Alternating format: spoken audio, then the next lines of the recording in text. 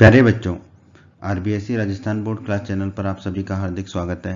बच्चों, इस वीडियो में हम आरबीएसई यानी कि राजस्थान बोर्ड के कक्षा 10वीं के गणित के अध्याय 10 वृत्त यानी कि सर्कल्स की प्रश्नावली 10.2 के सभी प्रश्नों को हल करेंगे। वीडियो को पूरा अंत तक देखिएगा, जिससे आपको प्रश्नावली 10.2 के सभी प्रश्नों के हल आसान तरीके से समझ में आ जाएंगे। प्रश्न एक में दोस्तों हमसे कहा गया है, एक बिंदु Q से एक वृत्त पर स्पर्श रेखा की लंबाई जो है 24 सेंटीमीटर है तथा Q की केंद्र से दूरी 25 सेंटीमीटर है, तो वृत्त की त्रिज्या क्या होगी। हमें 4 विकल्प दिए गए हैं, विकल्प ए, विकल्प बी, विकल्प सी और विकल्प डी। हमें बताना है कि कौन सा विकल्प सही है। तो दोस्तों मान लेते हैं कि O केंद्र वाला एक वृत्त है, ठीक है। मान लेते हैं कि PQ एक स्पर्श रेखा है, ठीक है। और हमें प्रश्न में दे रखा है दोस्तों PQ बराबर 24 सेंटीमीटर। कैसे? एक बिंदु Q से वृत्त पर स्पर्श रेखा की लंबाई 24 सेंटीमीटर है, ये दे रखा है। तो एक बिंदु Q है, इस बिंदु से वृत्त पर स्पर्श रेखा की लंबाई कितनी दे रखी है? 24 सेंटीमीटर, यानी कि PQ हो जाएगा हमारा 24 सेंटीमीटर, ठीक है। तो यहाँ पे हमने लिख दिया PQ बराबर 24 सेंटीमीटर। और क्या दे रखा है? Q की केंद्र से दूरी 25 सेंटीमीटर है, तो इस बिंदु Q की केंद्र O से दूरी कितनी दे रखी है? 25 सेंटीमीटर, यानी कि OQ हमें दे रखा है 25 सेंटीमीटर। तो हमने यहाँ पे बना लिया OQ 25 सेंटीमीटर। हमें ज्ञात क्या करना है? वृत्त की त्रिज्या। तो OP भी क्या है? वृत्त की त्रिज्या ही है, तो हम OP को ज्ञात कर लेंगे तो वृत्त की त्रिज्या हमें मिल जाएगी। तो दोस्तों प्रमेय 10.1 के वीडियो में हमने पढ़ा था, वृत्त के किसी बिंदु पर स्पर्श रेखा स्पर्श बिंदु से जाने वाली त्रिज्या पर लंब होती है। तो यहाँ पर देखिए PQ जो है स्पर्श रेखा है, P जो है स्पर्श बिंदु है, ठीक है। तो प्रमेय 10.1 के अनुसार क्या होगा कि जो बिंदु P है यानी कि स्पर्श बिंदु जो है, इससे जाने वाली जो त्रिज्या होगी यानी कि OP जो है वो स्पर्श रेखा यानी कि PQ पर लंब होगी, ठीक है। तो OP लंब होगा PQ पर, OP और PQ आपस में लंब होंगे, ठीक है। तो हमने लिख दिया OP लंब होगा PQ पर। तो इसका मतलब क्या होगा? त्रिभुज OPQ, ये जो हरा वाला त्रिभुज है हमने दिखाया यहाँ पर त्रिभुज OPQ, ये क्या होगा? एक समकोण त्रिभुज होगा।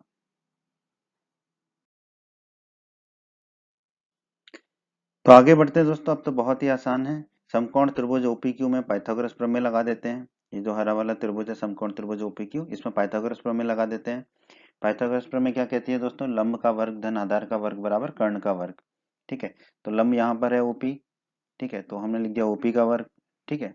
लंब OP है, आधार क्या है यहाँ पर? PQ, तो धन PQ का वर्ग बराबर कर्ण क्या है? 90 डिग्री के कोण की सम्मुख भुजा यानी कि OQ बराबर OQ का वर्ग। अब हमने क्या किया? OP का वर्ग तो बाईं तरफ ही रहने दिया क्योंकि ये त्रिज्या हमें निकालनी है OP, ठीक है। और ये जो PQ का वर्ग है उसको दाईं तरफ ले गए तो ये ऋण का PQ का वर्ग हो जाएगा। तो हमें मिलेगा OP का वर्ग बराबर, दाईं तरफ OQ का वर्ग पहले से ही है और ये PQ का वर्ग आ गया दाईं तरफ, तो ऋण का PQ का वर्ग आ गया, ठीक है। तो OP का वर्ग बराबर कितना हो जाएगा? OQ का वर्ग, ठीक है। OQ कितना दे रखा है हमें? 25, ठीक है। तो OQ का वर्ग की जगह रख देंगे हम 25 का वर्ग, मतलब OQ की जगह रख देंगे 25, तो ये हो जाएगा 25 का वर्ग। फिर माइनस का चिन्ह लगा देंगे। PQ कितना है? 24, तो PQ की जगह रख देंगे 24, तो ये हो जाएगा 24 का वर्ग क्योंकि ये PQ का वर्ग है। अब OP का वर्ग बराबर 25 का वर्ग होता है दोस्तों 25 गुणा 25 यानी कि 625, फिर माइनस का चिन्ह लगा देंगे। 24 का वर्ग होता है दोस्तों 24 गुणा 24 यानी कि 576। अब OP का वर्ग आ जाएगा दोस्तों हमारा 625 में से 576 को घटाएंगे तो 49 आ जाएगा, ठीक है। अब दोनों तरफ अंडर रूट ले लेंगे, वर्गमूल ले लेंगे, तो OP का वर्ग कितना हो जाएगा? OP, ठीक है। और 49 का वर्गमूल होता है अंडर रूट होता है 7, ठीक है। तो हमें मिल जाएगा OP बराबर 7 सेंटीमीटर। OP क्या है? वृत्त की त्रिज्या है, ठीक है। OP वृत्त की त्रिज्या है, तो हम कह सकते हैं अतः वृत्त की त्रिज्या कितनी है? 7 सेंटीमीटर। अब देखिए कौन से विकल्प में 7 सेंटीमीटर है? विकल्प ए में है 7 सेंटीमीटर, ठीक है। तो हमारा विकल्प ए जो है वो सही होगा, तो हम कह सकते हैं कि अतः विकल्प ए सही है। तो यही हमारे प्रश्न का उत्तर है, विकल्प ए सही है, यानी कि वृत्त की त्रिज्या 7 सेंटीमीटर है। प्रश्न दो में दोस्तों हमसे कहा गया है, आकृति 10.11 में यदि टीपी टीक्यू केंद्र O वाले किसी वृत्त पर दो स्पर्श रेखाएं इस प्रकार हैं कि कोण POQ बराबर 110 डिग्री है, तो कोण PTQ किसके बराबर है? ठीक है, हमें चार विकल्प दिए गए हैं, 60 डिग्री, 70 डिग्री, 80 डिग्री या 90 डिग्री, ठीक है।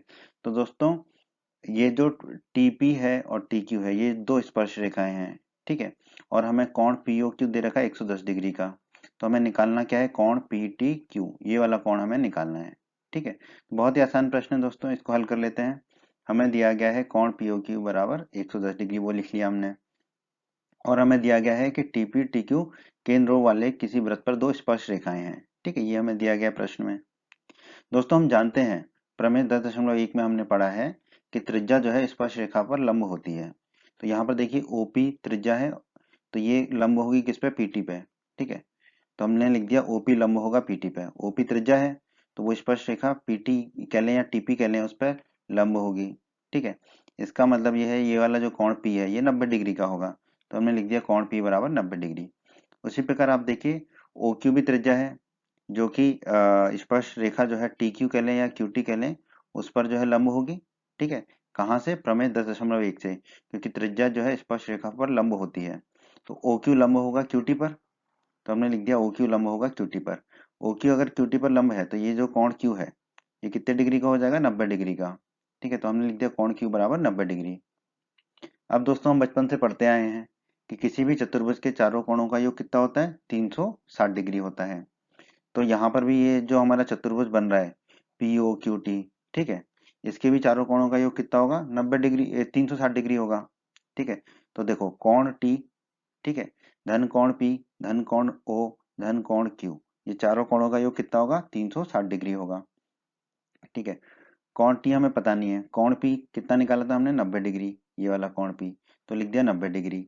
धन कोण ओ ये वाला कोण है कोण पी ओ क्यू, ये कितना दे रखा हमें, 110 डिग्री, तो हमने लिख दिया 110 डिग्री। धन कोण क्यू हमने निकाला था 90 डिग्री, यहाँ पर 90 डिग्री, तो हमने लिख दिया 90 डिग्री बराबर है 360 डिग्री के। तो कोण टी को तो कोण टी लिखा धन, 90 धन 110 हो जाएगा 200, 200 धन 90 हो जाएगा 290, तो लिख दिया 290 डिग्री बराबर 360 डिग्री। अब कोण टी बराबर 360 डिग्री है दाईं तरफ, और ये 290 डिग्री दाईं तरफ जाएगा तो ऋण के 290 डिग्री हो जाएगा। ठीक है, अब 360 डिग्री में से 290 डिग्री को घटाएंगे तो बचेगा 70 डिग्री। तो कोण टी आ गया हमारा 70 डिग्री। कोण टी ही क्या हमारा कोण पी टी क्यू है, जो कि हमें निकालना है। तो कोण पी टी क्यू कितना आ गया हमारा 70 डिग्री। अब हम देखते हैं कौन से विकल्प में 70 डिग्री है, ए में नहीं है, बी में है 70 डिग्री। ठीक है, तो बी विकल्प में है 70 डिग्री। ठीक है, तो हम कह सकते हैं कि अतः विकल्प बी सही है। तो हमारे इस प्रश्न का उत्तर क्या होगा दोस्तों, 70 डिग्री, या हम कह दें विकल्प बी, यही हमारे इस प्रश्न का उत्तर है दोस्तों। प्रश्न 3 में दोस्तों हमसे कहा गया है यदि एक बिंदु P से O केंद्र वाले किसी वृत्त पर PA, PB स्पर्श रेखाएं परस्पर 80 डिग्री के कोण पर झुकी हों तो कोण PO1 बराबर होगा 50 डिग्री, 60 डिग्री, 70 डिग्री या 80 डिग्री के। तो दोस्तों प्रश्न में दिया गया है हमें O केंद्र वाला एक वृत्त है, तो हमने एक O केंद्र वाला एक वृत्त बना लिया। और क्या दिया गया हमें प्रश्न में, वृत्त पर PA और PB दो स्पर्श रेखाएं हैं। ठीक है, तो एक बाह्य बिंदु P से एक स्पर्श रेखा है PA, वो बना ली हमने, और दूसरी स्पर्श रेखा है PB, वो बना ली हमने। ठीक है, ये हमें प्रश्न में दिया गया है। और हमें दिया गया है कि PA और PB जो स्पर्श रेखाएं हैं परस्पर 80 डिग्री के कोण पर झुकी हैं। तो ये जो कोण है ये वाला कोण BPA, ठीक है, कोण BPA ये कितने डिग्री का दे रखा है हमें, 80 डिग्री का। दोनों जो स्पर्श रेखाएं हैं PA और PB परस्पर 80 डिग्री के कोण पे झुकी हैं, तो कोण BPA हो गया हमारा 80 डिग्री का। ठीक है, अब कुछ रचना कर लेते हैं छोटी सी। OP को मिला दीजिए, OA को मिला दीजिए और OB को मिला दीजिए। तो पहले OP को मिला दिया हमने, बिछड़े हुए भाई बचपन के, फिर OA को मिला दिया और फिर OB को मिला दिया। ठीक है, अब हमसे प्रश्न में पूछा है कि कौन POA बराबर होगा, तो कौन POA कौन सा कौन होगा, ये वाला कौन, तो हमें ये वाला कौन निकालना है, कौन POA। ठीक है, हमें बताना है कि कौन सा विकल्प सही है। ठीक है, तो इस प्रश्न को हल कर लेते हैं। दोस्तों हम जानते हैं, हमने प्रमेय 10.1 की वीडियो में सिद्ध किया था कि त्रिज्या जो होती है स्पर्श रेखा पर लंब होती है। तो यहाँ पर ध्यान दीजिए, OA जो है वो एक त्रिज्या है, ठीक है, और PA एक स्पर्श रेखा है। तो OA लंब होगी PA पर, तो हमने लिख दिया OA लंब होगी PA पर। तो ये जो है कोण होगा हमारा 90 डिग्री का बन जाएगा कोण ए, तो हमने यहाँ लिख दिया कोण ए बराबर 90 डिग्री। उसी प्रकार दूसरी त्रिज्या OB, ये स्पर्श रेखा PB पर लंब होगी, तो हमने लिख दिया OB लंब होगा स्पर्श रेखा PB पर। कहाँ से, यहीं से। तो हमारा जो प्रमेय 10.1 है, त्रिज्या स्पर्श रेखा पर लंब होती है, इधर से OB लंब हो गया PB पर, तो ये वाला कोण भी 90 डिग्री का होगा, तो हम कह सकते हैं कोण B बराबर 90 डिग्री। ठीक है दोस्तों, अब दोस्तों बचपन से हम पढ़ते आए हैं कि चतुर्भुज के चारों कोणों का योग 360 डिग्री होता है। तो यहाँ पर ध्यान दीजिए, ये जो है ए ओ बी पी ये एक चतुर्भुज है, तो इसके चारों कोणों का योग कितना होगा, 360 डिग्री होगा। तो कोण ए ओ बी, ये वाला जो कोण है, कोण ए ओ बी, ठीक है, ये वाला जो कोण है, धन कोण बी, धन कोण बीपीए, धन कोण ए, ये चारों कोणों का योग कितना हो जाएगा, 360 डिग्री, वो लिख दिया हमने। कोण ए ओ बी हमें पता नहीं है, ठीक है, तो कोण ए ओ बी को कोण ए ओ बी लिखा। कोण बी कितना है, 90 डिग्री का है, यहाँ पर भी निकाला था 90 डिग्री, तो लिख दिया 90 डिग्री। धन कोण बीपीए, कोण बीपीए कितना है, 80 डिग्री, यहाँ पे भी देख सकते हैं 80 डिग्री कोण बीपीए, ठीक है, तो कोण बीपीए की जगह रख दिया 80 डिग्री। धन कोण ए कितना है, 90 डिग्री का, यहाँ पर भी देख सकते हैं 90 डिग्री का, तो लिख दिया 90 डिग्री, बराबर है 360 डिग्री। फिर कोण ए ओ बी धन, अब देखो 90 और 80 होते हैं 170, 170 और 90 होते हैं 260, तो हमने लिख दिया धन 260 डिग्री, बराबर है 360 डिग्री के। कोण एओबी बराबर, दाईं तरफ 360 डिग्री है और ये 260 डिग्री भी दाईं तरफ हो गया, चला गया, तो ऋण के 260 डिग्री हो गए। तो कोण एओबी बराबर आ गया हमारा 360 डिग्री माइनस 260 डिग्री। अब 360 डिग्री में से 260 डिग्री घटाएंगे तो हमें मिलेगा 100 डिग्री। तो कोण एओबी मिल गया हमें यहाँ पर अभी 100 डिग्री।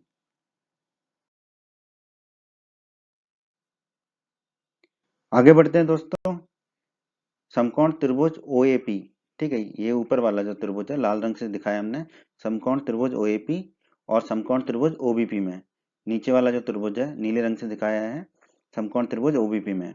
ध्यान दीजिए, कोण ए बराबर कोण बी, कोण ए और कोण बी बराबर होंगे, क्यों, क्योंकि दोनों समकोण है, दोनों 90 डिग्री के कोण है, ठीक है, अभी हमने निकाला था, तो कोण ए बराबर कोण बी हो गया। और ओपी बराबर ओपी, ओपी बराबर ओपी तो होगा ही होगा क्योंकि ये उभयनिष्ठ भुजा है, ठीक है। फिर ओ ए बराबर ओ बी, ओ ए और ओ बी आपस में बराबर होंगे, क्यों, क्योंकि ये एक ही वृत्त की त्रिज्याएं हैं, ठीक है। अब ध्यान दीजिए आप दोस्तों, कोण ए बराबर कोण बी दोनों समकोण है, यानी कि राइट एंगल है, तो आर लिख दिया हमने, ठीक है। फिर 90 डिग्री के कोण की सम्मुख भुजा कोण ए की सम्मुख भुजा ओपी है, और 90 डिग्री का कोण कोण बी की भी सम्मुख भुजा भी ओपी है, तो ओपी क्या होगा हमारा, ओपी होगा कर्ण, ठीक है, कर्ण को अंग्रेजी में बोलते हैं हाइपोटेनियस, ठीक है, तो एच लिख दिया उसके लिए। और फिर एक अन्य भुजा कर्ण के अलावा ओ ए और ओ बी आपस में बराबर है, ठीक है, तो अन्य भुजा बराबर है तो एस लिख दिया साइड के लिए। तो आर एच एस के नियम से ये दोनों त्रिभुज ओ ए पी और ओ बी पी क्या हो जाएंगे, सर्वांगसम हो जाएंगे, तो हमने लिख दिया त्रिभुज एओपी सर्वांगसम होगा त्रिभुज बीओपी के, ठीक है, किस नियम से, आरएचएस के नियम से, आरएचएस के सर्वांग समता के नियम से। इसके बारे में आप कक्षा 9 में पढ़ चुके हैं, ठीक है। आप यदि चाहें तो हमारे कक्षा 9 के व्रत के अध्याय 10 के वीडियो अवश्य देख सकते हैं। लेकिन अब बात आती है कि क्रम क्या होगा सर्वांग समता का। तो क्रम के लिए क्या होता है, आरएचएस के नियम में हम क्या करते हैं, जो कोण ए होता है, कोण 90 डिग्री का होता है, समकोण होता है, उसको पहले लिख दिया दोनों में, ठीक है। फिर जो हमारा कर्ण होता है उसको लिख देते हैं, तो कोण ए लिख दिया, कर्ण ओपी लिख दिया, तो ए ओपी। दाईं तरफ क्या होगा, कोण बी लिख दिया, समकोण वाला बी लिख दिया, फिर हमने लिख दिया कर्ण ओपी, ठीक है। अब कर्ण में ध्यान देना होता है कि दोनों एक ही दिशा में हो, ओपी हो ओपी हो, पीओ, या तो दोनों में पीओ लिखेंगे या दोनों में ओपी लिखेंगे, तो हमने यहाँ पे दोनों में ओपी लिख दिया। तो त्रिभुज एओपी सर्वांगसम होगा त्रिभुज बीओपी के, ठीक है, आरएचएस के नियम से, ठीक है, ये दोनों त्रिभुज सर्वांगसम हो गए। अब दोस्तों अगर दो त्रिभुज सर्वांगसम है तो उनके संगत भाग भी बराबर होते हैं, जैसे अंग्रेजी में हम लिखते हैं सीपीसीटी। तो सीपीसीटी के नियम से यहाँ पर संगत कोण भी बराबर होंगे, तो कोण एओपी बराबर होगा कोण बीओपी के, ठीक है, इसी क्रम में है एओपी और बीओपी, तो यहाँ तो कोई दिक्कत ही नहीं है, तो कोण एओपी बराबर होगा कोण बीओपी से। अब यहाँ पे देख लेते हैं आकृति में, ये है कोण एओपी, ठीक है, जो कि हमें ज्ञात भी करना है, ठीक है, जैसे पीओए बोल दें या एओपी, ठीक है, तो कोण एओपी बराबर होगा किसके, कोण बीओपी से। तो कोण बीओपी कौन सा है, ये वाला कोण, कोण बीओपी, ठीक है, ये दोनों कोण आपस में बराबर हैं, कैसे, सीपीसीटी के नियम से, क्योंकि त्रिभुज एओपी सर्वांग में त्रिभुज बीओपी के, ठीक है, तो इनके संगत कोण भी बराबर होंगे, ठीक है, तो ये बराबर हो गए। अब दोस्तों हमने थोड़ी देर पहले निकाला था कोण एओबी बराबर 100 डिग्री, कोण एओबी ये वाला कोण 100 डिग्री का निकाला था हमने। अब दोस्तों कोण एओबी को हम क्या लिख सकते हैं, कोण एओपी धन कोण बीओपी, कैसे, देखिए, ये कोण एओपी है और इसमें ये वाला कोण जोड़ दें कोण बीओपी, ठीक है, तो ये बन जाएगा कोण एओबी, ठीक है, तो कोण एओबी को लिख दिया हमने कोण एओपी धन कोण बीओपी, बराबर किसके, 100 डिग्री के। अब दोस्तों ध्यान दीजिए, कोण बीओपी किसके बराबर आया था, कोण एओपी के, तो ये जो कोण बीओपी है इसकी जगह लिख देंगे कोण एओपी। तो देखिए कोण एओपी को तो कोण एओपी लिखा, धन का चिन्ह लगाया, ठीक है, फिर ये कोण बीओपी जो है इसकी जगह लिख देंगे कोण एओपी। तो कोण बीओपी की जगह लिख दिया कोण एओपी, क्योंकि ये हम ऊपर निकाल चुके हैं, कोण एओपी और बीओपी बराबर है, बराबर लिख दिया हमने 100 डिग्री। अब कोण एओपी धन कोण एओपी हो जाएगा 2 गुणा कोण एओपी बराबर है 100 डिग्री के। ठीक है, अब 2 को दाईं तरफ ले जाएंगे तो बटे में चला जाएगा, तो कोण एओपी बराबर हो जाएगा 100 डिग्री बटा 2। कोण एओपी आ गया दोस्तों हमारा 100 डिग्री बटा 2। 100 डिग्री में 2 का भाग देंगे तो मिलेगा 50 डिग्री, तो कोण एओपी मिल गया हमें 50 डिग्री। ठीक है, अब देखिए कोण एओपी कह लें या इसको कोण पीओए कह लें, एक ही बात है, कोण तो यही है। ठीक है, तो कोण एओपी बराबर 50 डिग्री है, तो वही है कोण पीओए भी, तो कोण पीओए बराबर आ गया हमारा 50 डिग्री।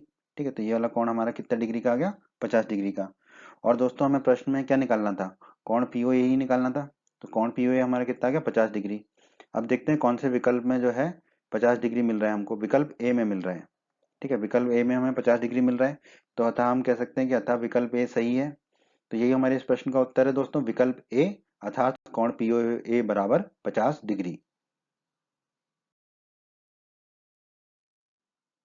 प्रश्न 4 में दोस्तों हमसे कहा गया है, सिद्ध कीजिए कि किसी वृत्त के किसी व्यास के सिरों पर खींची गई स्पर्श रेखाएं समांतर होती हैं। बहुत ही आसान प्रश्न है दोस्तों। हम मान लेते हैं कि एक ओ केंद्र वाला वृत्त है। ठीक है, तो एक ओ केंद्र वाला वृत्त बना लिया। ठीक है, मान लेते हैं कि ए बी जो है उसका व्यास है, तो ए बी एक व्यास खींच दिया हमने जो केंद्र से होकर जाएगा। ठीक है, पी क्यू और आर एस व्यास ए बी के सिरों पर खींची गई स्पर्श रेखाएं हैं। तो पहले तो हमने पी क्यू को खींच दिया। ठीक है, जो बिंदु ए से होकर जाती है। ठीक है, पी क्यू एक स्पर्श रेखा हो गई जो स्पर्श बिंदु ए से होकर जाती है। फिर दूसरी स्पर्श रेखा हमने खींच दी है आर एस, जो कि बिंदु स्पर्श बिंदु बी से होकर जाती है, और ए बी व्यास है, ये हमें प्रश्न में दिया गया है। ठीक है दोस्तों, हम जानते हैं प्रमेय 10.1 की वीडियो में हमने सिद्ध किया था, त्रिज्या जो होती है वो स्पर्श रेखा पर लंब होती है। और यहाँ पर ध्यान दीजिए, ए बी अगर व्यास है तो ओ ए त्रिज्या होगा और ओ बी भी त्रिज्या होगा। ठीक है, क्योंकि ए बी क्या है, व्यास है। तो दोस्तों ओ ए लंब होगा पी क्यू पर, क्यों, क्योंकि देखो ओ ए त्रिज्या है और पी क्यू क्या है, स्पर्श रेखा है, और त्रिज्या जो है स्पर्श रेखा पर लंब होती है, तो हमने लिख दिया ओ ए लंब होगा पी क्यू पर। ठीक है, ओ ए त्रिज्या लंब होगा स्पर्श रेखा पी क्यू पर। तो ये जो कोण है ये 90 डिग्री का होगा। ठीक है, तो हम लिख सकते हैं कि कोण ओ ए पी बराबर 90 डिग्री, कोण ओ ए पी बराबर 90 डिग्री। ठीक है, उसी प्रकार दोस्तों ध्यान दीजिए, ओ बी त्रिज्या है और आर एस स्पर्श रेखा है, तो त्रिज्या स्पर्श रेखा पर लंब होती है, तो ओ बी लंब होगा आर एस पर, तो हमने लिख दिया ओ बी लंब होगा आर एस पर। अगर ओ बी आर एस पर लंब है तो ये वाला जो कोण है ये 90 डिग्री का होगा। ठीक है, तो ये कोण 90 डिग्री का होगा, क्यों, क्योंकि ओ बी आर एस पर लंब है। तो हम लिख सकते हैं कोण ओबीएस बराबर 90 डिग्री, कोण ओबीएस बराबर 90 डिग्री। ठीक है, अब ध्यान दीजिए, कोण ओएपी भी 90 डिग्री का है, कोण ओबीएस भी 90 डिग्री का है, तो ये दोनों कोण आपस में बराबर होंगे, कोण ओएपी बराबर कोण ओबीएस होगा, क्योंकि दोनों 90 डिग्री के कोण हैं। और यहाँ पे ध्यान दीजिए, पी क्यू और आर एस दो रेखाएं हैं। ठीक है, जिनको एक तिर्यक रेखा ए बी काट रही है। ठीक है, तो कोण ये वाला जो कोण ओ ए पी है और कोण ओ बी एस, ठीक है, ये दोनों क्या होंगे, एकांतर कोण होंगे। ठीक है, और ये बराबर है, क्योंकि दोनों कोण 90 डिग्री के बराबर हैं, तो और ये दोनों क्या होंगे, एकांतर कोण होंगे, क्योंकि पी क्यू और आर एस दो रेखाएं हैं जिनको एक तिर्यक रेखा ए बी काट रही है। तो ये वाला जो कोण है कोण ओ ए पी और कोण ओ बी एस, ये दोनों क्या होंगे, एकांतर कोण होंगे। और ये दोनों कोण क्या है, बराबर हैं, इसका मतलब एकांतर कोण बराबर है। ठीक है, एकांतर कोण बराबर है, और हम जानते हैं यदि एकांतर कोण बराबर हों तो वो दोनों रेखाएं जिनको तिर्यक रेखा काट रही है वो दोनों रेखाएं क्या होती है, समांतर होती हैं। तो यहाँ पे वो दोनों रेखाएं कौन कौन सी, पी क्यू और आर एस, इसका मतलब पी क्यू और आर एस क्या होंगे, समांतर रेखाएं होंगी। ठीक है, तो दोस्तों यही हमें सिद्ध करना था इस प्रश्न में कि पी क्यू और आर एस समांतर होंगी। तो हम कह सकते हैं अतः किसी वृत्त के किसी व्यास के सिरों पर खींची गई स्पर्श रेखाएं समांतर होती हैं, ये हमने सिद्ध कर दिया। तो हम कह देंगे इति सिद्धम। तो इस प्रश्न में दोस्तों यही करना था, इससे हमारा प्रश्न हो जाता है समाप्त। हमने जो सिद्ध करने को कहा था वो सिद्ध कर दिया। ए बी जो व्यास है उसके सिरों पर खींची गई स्पर्श रेखाएं पी क्यू और आर एस समांतर है, पी क्यू और आर एस के समांतर है। प्रश्न 5 में दोस्तों हमसे कहा गया है, सिद्ध कीजिए कि स्पर्श बिंदु से स्पर्श रेखा पर खींचा गया लंब वृत्त के केंद्र से होकर जाता है। ठीक है, तो दोस्तों इसको सिद्ध कर लेते हैं। केंद्र ओ वाला एक वृत्त खींच लेते हैं पहले तो। ठीक है, केंद्र ओ वाला वृत्त खींच लिया, फिर एक बिंदु P ले लेते हैं वृत्त पर और स्पर्श रेखा XY खींच देते हैं। तो वृत्त पर एक बिंदु P ले लिया और इस बिंदु P से जाती हुई एक स्पर्श रेखा खींच दी हमने XY। ठीक है, अब हम इस प्रश्न को जो है विरोधाभास विधि से सिद्ध करेंगे कि हम कहेंगे कि यहाँ पर जो लंब जाता है स्पर्श रेखा से वो जो है केंद्र O से होकर नहीं जाता, फिर हम उसको गलत साबित कर देंगे। ठीक है, तो हम मान लेते हैं कि बिंदु P से स्पर्श रेखा XY पर खींचा गया लंब वृत्त के केंद्र O से होकर नहीं जाता। O से होकर नहीं जाता तो किसी अन्य बिंदु M से होकर जाता है। ठीक है, ये हम मान लिया, ये हमने माना है। ठीक है, अब हम इसको गलत साबित करेंगे और फिर हम सिद्ध करेंगे कि ये लंब जो है केंद्र O से होकर ही जाता है। ठीक है, परंतु अभी हमने मान लिया है कि लंब जो XY से जा रहा है वो O से होकर नहीं जा रहा, किसी अन्य बिंदु M से होकर जाता है। ठीक है, तो MP लंब हो गया XY पर। ठीक है, ये हमने माना है। ठीक है, तो कोण MPY ये कितने का होगा? 90 डिग्री का होगा, ये हमारे मानने के अनुसार। ठीक है, तो अब हम क्या करेंगे, O और P को मिला देते हैं।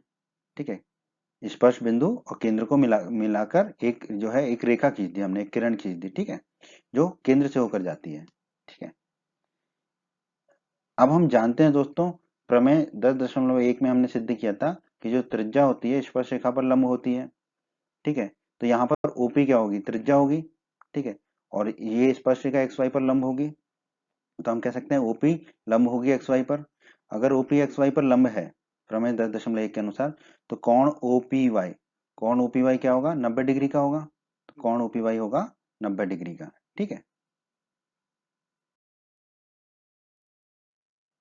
आगे बढ़ते हैं दोस्तों। दोस्तों कोण MPY 90 डिग्री है और कोण OPY भी 90 डिग्री है। इसका मतलब ये दोनों कोण आपस में बराबर होंगे, तो हमने लिख दिया कोण OPY बराबर कोण MPY। ठीक है, ये दोनों कोण आपस में बराबर होंगे। तो अगर ये दोनों कोण आपस में बराबर हैं, इसका मतलब क्या है? देखो, PY तो रेखा दोनों में कॉमन है, सेम है। ठीक है, इसका मतलब जो है OP और MP, ठीक है, ये जो रेखाएं हैं ये संपाती होनी चाहिए। ठीक है, तो कोण OPY बराबर कोण MPY कब होगा? या तभी संभव है जब OP और MP संपाती रेखाएं हों। ठीक है, M और बिंदु O जो है वो संपाती नहीं कर रहे हम, MP रेखा जो है और OP रेखा जो है वो संपाती होंगी। क्यों? क्योंकि ये दोनों कोण बराबर आ गए, कोण OPY बराबर कोण MPY आ गया। ठीक है, इसका मतलब है कि OP और MP संपाती रेखाएं हैं। ठीक है, ठीक, संपाती रेखाएं मतलब एक के ऊपर एक जा रही है। इसका मतलब ये जो MP है ये यही लाल रेखा के ऊपर से ही जा रहा है, OP के ऊपर से ही जा रहा है। ठीक है, क्योंकि MP और OP संपाती रेखाएं हैं। क्यों संपाती हैं? क्योंकि कोण OPY बराबर कोण MPY है। ठीक है, तो जब OP और MP संपाती हैं, ठीक है, तो हमने माना था कि जो है MP जो है लंब होगा XY पर। तो जो लंब MP है XY पर और MP और OP संपाती हैं, इसका मतलब जो लंब है, ठीक है, वो केंद्र O से होकर जा रहा है। तो हम कह सकते हैं अतः स्पर्श बिंदु से स्पर्श रेखा पर खींचा गया लंब वृत्त के केंद्र से होकर जाता है, क्योंकि यहाँ पर MP और OP संपाती हैं। ठीक है, और हमने माना था कि जो MP है वो XY पर लंब है। ठीक है, तो XY पर जो लंब है और OP MP के संपाती है, इसका मतलब XY पर जो लंब है वो केंद्र O से होकर जाता है। तो हमने कह दिया था स्पर्श बिंदु से स्पर्श रेखा पर खींचा गया लंब वृत्त के केंद्र से होकर जाता है। यही हमें सिद्ध करना था, तो हम कह देंगे इति सिद्धम। प्रश्न 6 में दोस्तों हमसे कहा गया है, एक बिंदु ए से जो वृत्त के केंद्र से 5 सेंटीमीटर दूरी पर है, वृत्त पर स्पर्श रेखा की लंबाई 4 सेंटीमीटर है, तो वृत्त की त्रिज्या ज्ञात कीजिए। बहुत ही आसान प्रश्न है दोस्तों। मान लेते हैं कि वो केंद्र वाला एक वृत्त है, बना लिया हमने। फिर हमें दिया गया प्रश्न में कि एक बिंदु ए है जो वृत्त के केंद्र से 5 सेंटीमीटर दूरी पर है, यानी कि ओ ए होगा 5 सेंटीमीटर। तो एक बिंदु ले लिया हमने ए, जो वृत्त के केंद्र से कितनी दूरी पर है? 5 सेंटीमीटर की। ये हमें प्रश्न में दिया हुआ है। ठीक है, मान लेते हैं कि ए भी एक स्पर्श रेखा है, तो हमने एक स्पर्श रेखा बना दी ए बी। ठीक है, और कहा गया है वृत्त पर स्पर्श रेखा की लंबाई कितनी है? 4 सेंटीमीटर है। तो इस स्पर्श रेखा की लंबाई हमें कितनी दे रखी है? 4 सेंटीमीटर दे रखी है, यानी कि ए बी हमें दे रखा है 4 सेंटीमीटर। ठीक है, तो ये हमें प्रश्न में दे रखा है ए बी 4 सेंटीमीटर। हमें क्या ज्ञात करना है? हमें ज्ञात करना है वृत्त की त्रिज्या, जो कि होगी ओ बी। तो बहुत ही आसान प्रश्न है दोस्तों। दोस्तों प्रमेय 10.1 में हमने सिद्ध किया था कि जो त्रिज्या होती है वो स्पर्श रेखा पर लंब होती है। कहाँ पर? स्पर्श बिंदु पर। ठीक है, तो बी स्पर्श बिंदु है, तो यहाँ पर जो त्रिज्या होगी ओ बी, वो स्पर्श रेखा ए बी पर क्या होगी? लंब होगी। तो ओ बी लंब होगा ए बी पर। ठीक है, तो ओ बी ए बी पर लंब होगा। ठीक है, ओ बी ए बी पर लंब हो गया तो त्रिभुज ओ बी ए क्या हो जाएगा? एक समकोण त्रिभुज हो जाएगा। त्रिभुज ओ बी ए ये डांस करता हुआ आ गया। त्रिभुज ओ बी ए क्या हो गया हमारा? एक समकोण त्रिभुज हो गया। अब अगर त्रिभुज ओ बी ए समकोण त्रिभुज है, तो यहाँ पर हम अपनी फेवरेट पाइथागोरस प्रमेय लगा लेंगे। तो समकोण त्रिभुज ओबीए में हम पाइथागोरस प्रमेय लगा देंगे। पाइथागोरस प्रमेय हमारी कहती है लंब का वर्ग धन आधार का वर्ग बराबर कर्ण का वर्ग। ठीक है, लंब है यहाँ पर ओबी, तो लंब का वर्ग हो जाएगा ओबी का वर्ग, धन आधार का वर्ग, आधार है हमारा एबी, तो धन ए बी का वर्ग हो जाएगा बराबर कर्ण का वर्ग। कर्ण क्या होगा, 90 डिग्री के कोण की सम्मुख भुजा यानी कि ओ ए। ठीक है, तो ये हो जाएगा बराबर कर्ण का वर्ग मतलब ओ ए का वर्ग। ठीक है, अब हमें निकालना तो ओ बी है। ठीक है, तो ओ बी के वर्ग को रखा बाईं तरफ बराबर दाईं तरफ ओ ए का वर्ग पहले से ही है, और ये ए बी के वर्ग को भी हमने पहुंचा दिया दाईं तरफ, तो ये हो गया ऋण का ए बी का वर्ग। तो हमारा आ गया ओ बी का वर्ग बराबर ओ ए का वर्ग माइनस ए बी का वर्ग।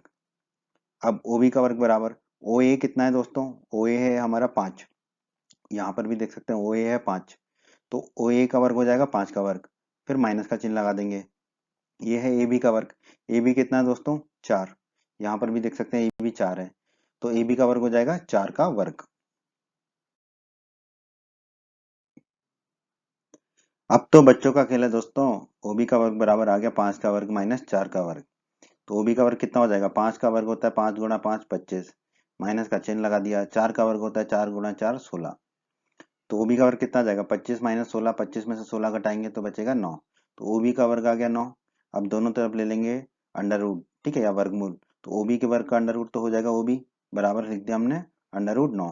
अंडर रूट 9 होता है दोस्तों 3, तो ओबी आ गया हमारा 3 सेंटीमीटर।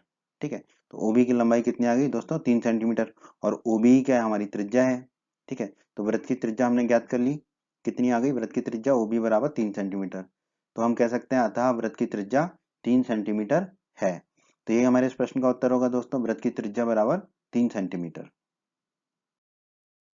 प्रश्न 7 में दोस्तों हमसे कहा गया है दो संकेंद्रीय वृत्तों की त्रिज्याएं 5 सेंटीमीटर तथा 3 सेंटीमीटर है।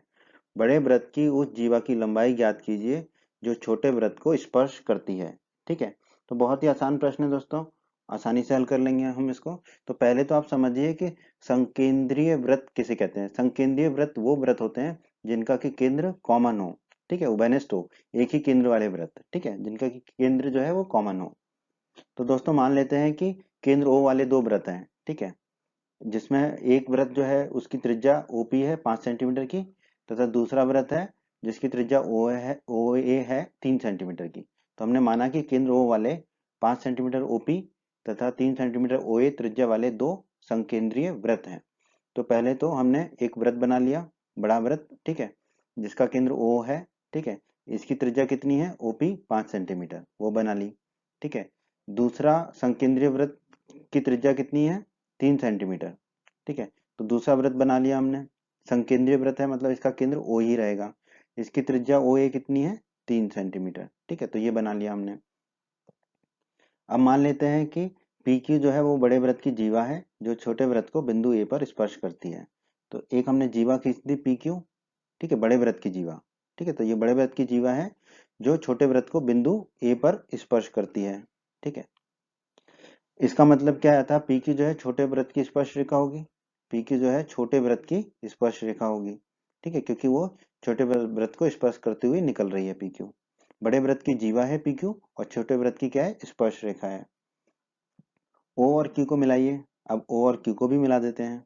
ठीक है, अब दोस्तों हम जानते हैं प्रमेय 10.1 में हमने पढ़ा था त्रिज्या जो है स्पर्श रेखा पर लंब होती है। ठीक है, ये हमने पढ़ा था। ठीक है, अब यहाँ पर देखिए ओ ए छोटे वृत्त की त्रिज्या है और पी क्यू छोटे वृत्त की स्पर्श रेखा है। इसका मतलब ओ ए जो है वो लंब होगी पी क्यू पर, ओ ए जो है पी क्यू पर लंब होगी, क्योंकि ओ ए छोटे वृत्त की त्रिज्या है और पी क्यू छोटे वृत्त की स्पर्श रेखा है। तो ओ ए लंब होगा पी क्यू पर, हमने लिख दिया ओ ए लंब होगा पी क्यू पर। ठीक है, तो ये जो कोण है ये 90 डिग्री का कोण हो जाएगा। अब हम आ जाते हैं त्रिभुज ओ ए पी क्या होगा, एक समकोण त्रिभुज होगा, त्रिभुज ओ ए पी ये एक समकोण त्रिभुज होगा। ठीक है, इसको हमने दिखा दिया। अब अगर ये समकोण त्रिभुज है तो इसमें हम अपनी फेवरेट पाइथागोरस प्रमेय लगा देंगे। तो समकोण त्रिभुज ओ ए पी में पाइथागोरस प्रमेय से, ठीक है, पाइथागोरस प्रमेय क्या होती है दोस्तों, लंब का वर्ग धन आधार का वर्ग बराबर कर्ण का वर्ग, ये हम जानते हैं। अब यहाँ पर लंब क्या है दोस्तों, ओ ए है लंब, तो लंब का वर्ग हो जाएगा ओ ए का वर्ग, धन आधार क्या है दोस्तों, यहाँ पर आधार पी ए है, तो आधार का वर्ग हो जाएगा पी ए का वर्ग बराबर कर्ण क्या है 90 डिग्री के कोण की सम्मुख भुजा यानी कि ओपी। ठीक है, तो कर्ण के वर्ग की जगह लिख देंगे हम ओपी का वर्ग। तो दोस्तों हमने निकाल लिया है OA का वर्ग धन PA का वर्ग बराबर OP का वर्ग। अब हम क्या करेंगे, OA के वर्ग को ले जाएंगे दाईं तरफ, तो बाईं तरफ बच जाएगा PA का वर्ग बराबर दाईं तरफ OP का वर्ग पहले से ही है और OA का वर्ग भी दाईं तरफ आ गया तो ऋण का OA का वर्ग हो गया। अब दोस्तों PA का वर्ग बराबर OP का वर्ग। OP कितना है दोस्तों, यहाँ पर हमारा 5 है, तो OP 5 रख देंगे तो OP का वर्ग हो जाएगा 5 का वर्ग, फिर माइनस का चिन्ह लगा देंगे। फिर है OA का वर्ग। OA कितना है दोस्तों, यहाँ पर हमारा 3 है, तो OA हो जाएगा 3, तो OA का वर्ग हो जाएगा 3 का वर्ग। अब बस इसको हल कर लेते हैं, तो PA का वर्ग बराबर हो जाएगा हमारा 5 का वर्ग हो जाएगा 25, 55 25, माइनस का चिन्ह लगा देते हैं। 3 का वर्ग हो जाएगा 3 गुणा 3 9, तो PA का वर्ग आ जाएगा 25 माइनस 9, 25 में से 9 को घटाएंगे तो मिलेगा 16, तो PA का वर्ग मिल गया हमें 16। दोनों तरफ वर्गमूल ले लेंगे, अंडर रूट ले लेंगे, तो PA के वर्ग का अंडर रूट हो जाएगा PA बराबर अंडर रूट 16। अंडर रूट 16 होता है दोस्तों 4, तो PA आ गया हमारा 4 सेंटीमीटर। ठीक है, तो PA का मान रख दिया हमने 4 सेंटीमीटर। दोस्तों अभी हमने निकाला था कि OA जो है वो PQ पर लंब है। ठीक है, ये त्रिज्या होती है, छोटे वृत्त की त्रिज्या जो है छोटे वृत्त की स्पर्श रेखा पर लंब होती है, तो OA PQ पर लंब है। तो देखो दोस्तों PQ के दो नाम हैं, छोटे वृत्त के लिए तो वो स्पर्श रेखा है और बड़े वृत्त के लिए वो जीवा है। ठीक है, जिसकी की हमें लंबाई ज्ञात करनी है। ठीक है, तो दोस्तों हम जानते हैं, हमने कक्षा 9 में पढ़ा है कि केंद्र से जीवा पर डाला गया लंब जीवा को समद्विभाजित करता है। ठीक है, तो ये जो केंद्र है O, ये छोटे वृत्त का भी केंद्र है और बड़े वृत्त का भी केंद्र है, संकेंद्रीय वृत्त है। ठीक है, तो अगर हम बड़े वृत्त के सापेक्ष में बात करें, बड़े वृत्त के लिए बात करें, तो बड़े वृत्त के लिए जीवा है PQ। ठीक है, और केंद्र O से लंब है ये जीवा PQ पर, तो केंद्र से डाला गया लंब जीवा को समद्विभाजित करता है। ठीक है, तो इसका मतलब OA जो है वो PQ को समद्विभाजित करेगा, मतलब दो बराबर भागों में बांटेगा। इसका मतलब क्या होगा कि PA जो है वो AQ के बराबर होगा, और PA कितना निकाला हमने 4 सेंटीमीटर, तो AQ भी कितना आ जाएगा 4 सेंटीमीटर। ठीक है, तो PA है 4 सेंटीमीटर, तो AQ भी आ जाएगा हमारा 4 सेंटीमीटर। ठीक है, अब दोस्तों PQ कितना होगा, PQ ये पूरा PQ जीवा, ये होगा PA धन AQ। ठीक है, PA और AQ को जोड़ तो हमने लिख दिया PQ बराबर PA धन AQ। PA और AQ दोनों का मान कितना है 4 सेंटीमीटर, तो रख देते हैं, तो PQ बराबर आ जाएगा 4 धन 4, 4 धन 4 आ गया, 4 धन 4 होता है 8, तो PQ बराबर आ जाएगा हमारा 8 सेंटीमीटर। ठीक है, तो PQ बराबर आ गया हमारा 8 सेंटीमीटर। ठीक है, यही हमें ज्ञात करना था। ठीक है, PQ, क्योंकि PQ क्या है, बड़े वृत्त की जीवा है, हमें बताना था बड़े वृत्त की जीवा की लंबाई, तो हम कह सकते हैं कि अतः बड़े वृत्त की जीवा की लंबाई कितनी है 8 सेंटीमीटर है। तो यही हमारे प्रश्न का उत्तर है दोस्तों, कि बड़े वृत्त की जीवा की लंबाई है 8 सेंटीमीटर, तो 8 सेंटीमीटर हमारे इस प्रश्न का उत्तर है दोस्तों। प्रश्न 8 में दोस्तों हमसे कहा गया है एक वृत्त के परिगत एक चतुर्भुज ABCD खींचा गया है, देखिए आकृति 10.12। ठीक है, तो एक वृत्त के चारों तरफ एक जो है चतुर्भुज खींचा गया है ABCD। ठीक है, जिसकी की चारों भुजाएं जो है वृत्त को स्पर्श करती हैं। ठीक है, AB भुजा करती है P पर, BC करती है Q पर, CD करती है R पर और DA करती है S बिंदु पर। ठीक है, तो हमें सिद्ध करना है कि AB धन CD बराबर होगा AD धन BC के, ये हमें सिद्ध करना है। बहुत ही आसान प्रश्न है दोस्तों। ये जो प्रश्न है प्रमेय 10.2 पर आधारित है। प्रमेय 10.2 में के वीडियो में हमने क्या सिद्ध किया था, बाएं बिंदु से वृत्त पर खींची गई स्पर्श रेखाओं की लंबाइयां बराबर होती हैं। ठीक है, बाएं बिंदु से हम दो स्पर्श रेखाएं खींच सकते हैं, एक बाएं बिंदु से वृत्त पर, और उन दोनों स्पर्श रेखाओं की लंबाइयां बराबर होती हैं। यह हमने प्रमेय 10.2 के वीडियो में सिद्ध किया है। ठीक है, तो अब इस प्रमेय का उपयोग करके हम इस प्रश्न को हल करेंगे। यहाँ पे ध्यान दीजिए AP और AS। ठीक है, ये AP और ये AS। ठीक है, AP और AS, AP और AS वृत्त के बाह्य बिंदु A से खींची गई दो स्पर्श रेखाएं हैं। वृत्त का बाह्य बिंदु है A, यहाँ से खींची गई दो स्पर्श रेखाएं AP और AS। ठीक है, इसका मतलब है प्रमेय 10.2 के अनुसार अब ये दोनों बराबर होंगी, तो AP और AS की लंबाई बराबर होगी। AP और AS की लंबाई बराबर लिख दिया हमने, इसे हम कह देंगे समीकरण 1। उसी प्रकार दोस्तों ध्यान दीजिए BP और BQ वृत्त के बाह्य बिंदु B से खींची गई दो स्पर्श रेखाएं हैं। देखो ये बिंदु B है, यहाँ से एक स्पर्श रेखा BP खींची और दूसरी स्पर्श रेखा खींची हमने BQ। ठीक है, तो BP और BQ वृत्त के बाह्य बिंदु B से खींची गई दो स्पर्श रेखाएं हैं, तो प्रमेय 10.2 से ये दोनों भी आपस में बराबर होंगी, तो हम लिख सकते हैं BP बराबर BQ। ठीक है, बीपी और बीक्यू आपस में बराबर होंगी। इसे हम कह देंगे दोस्तों समीकरण 2।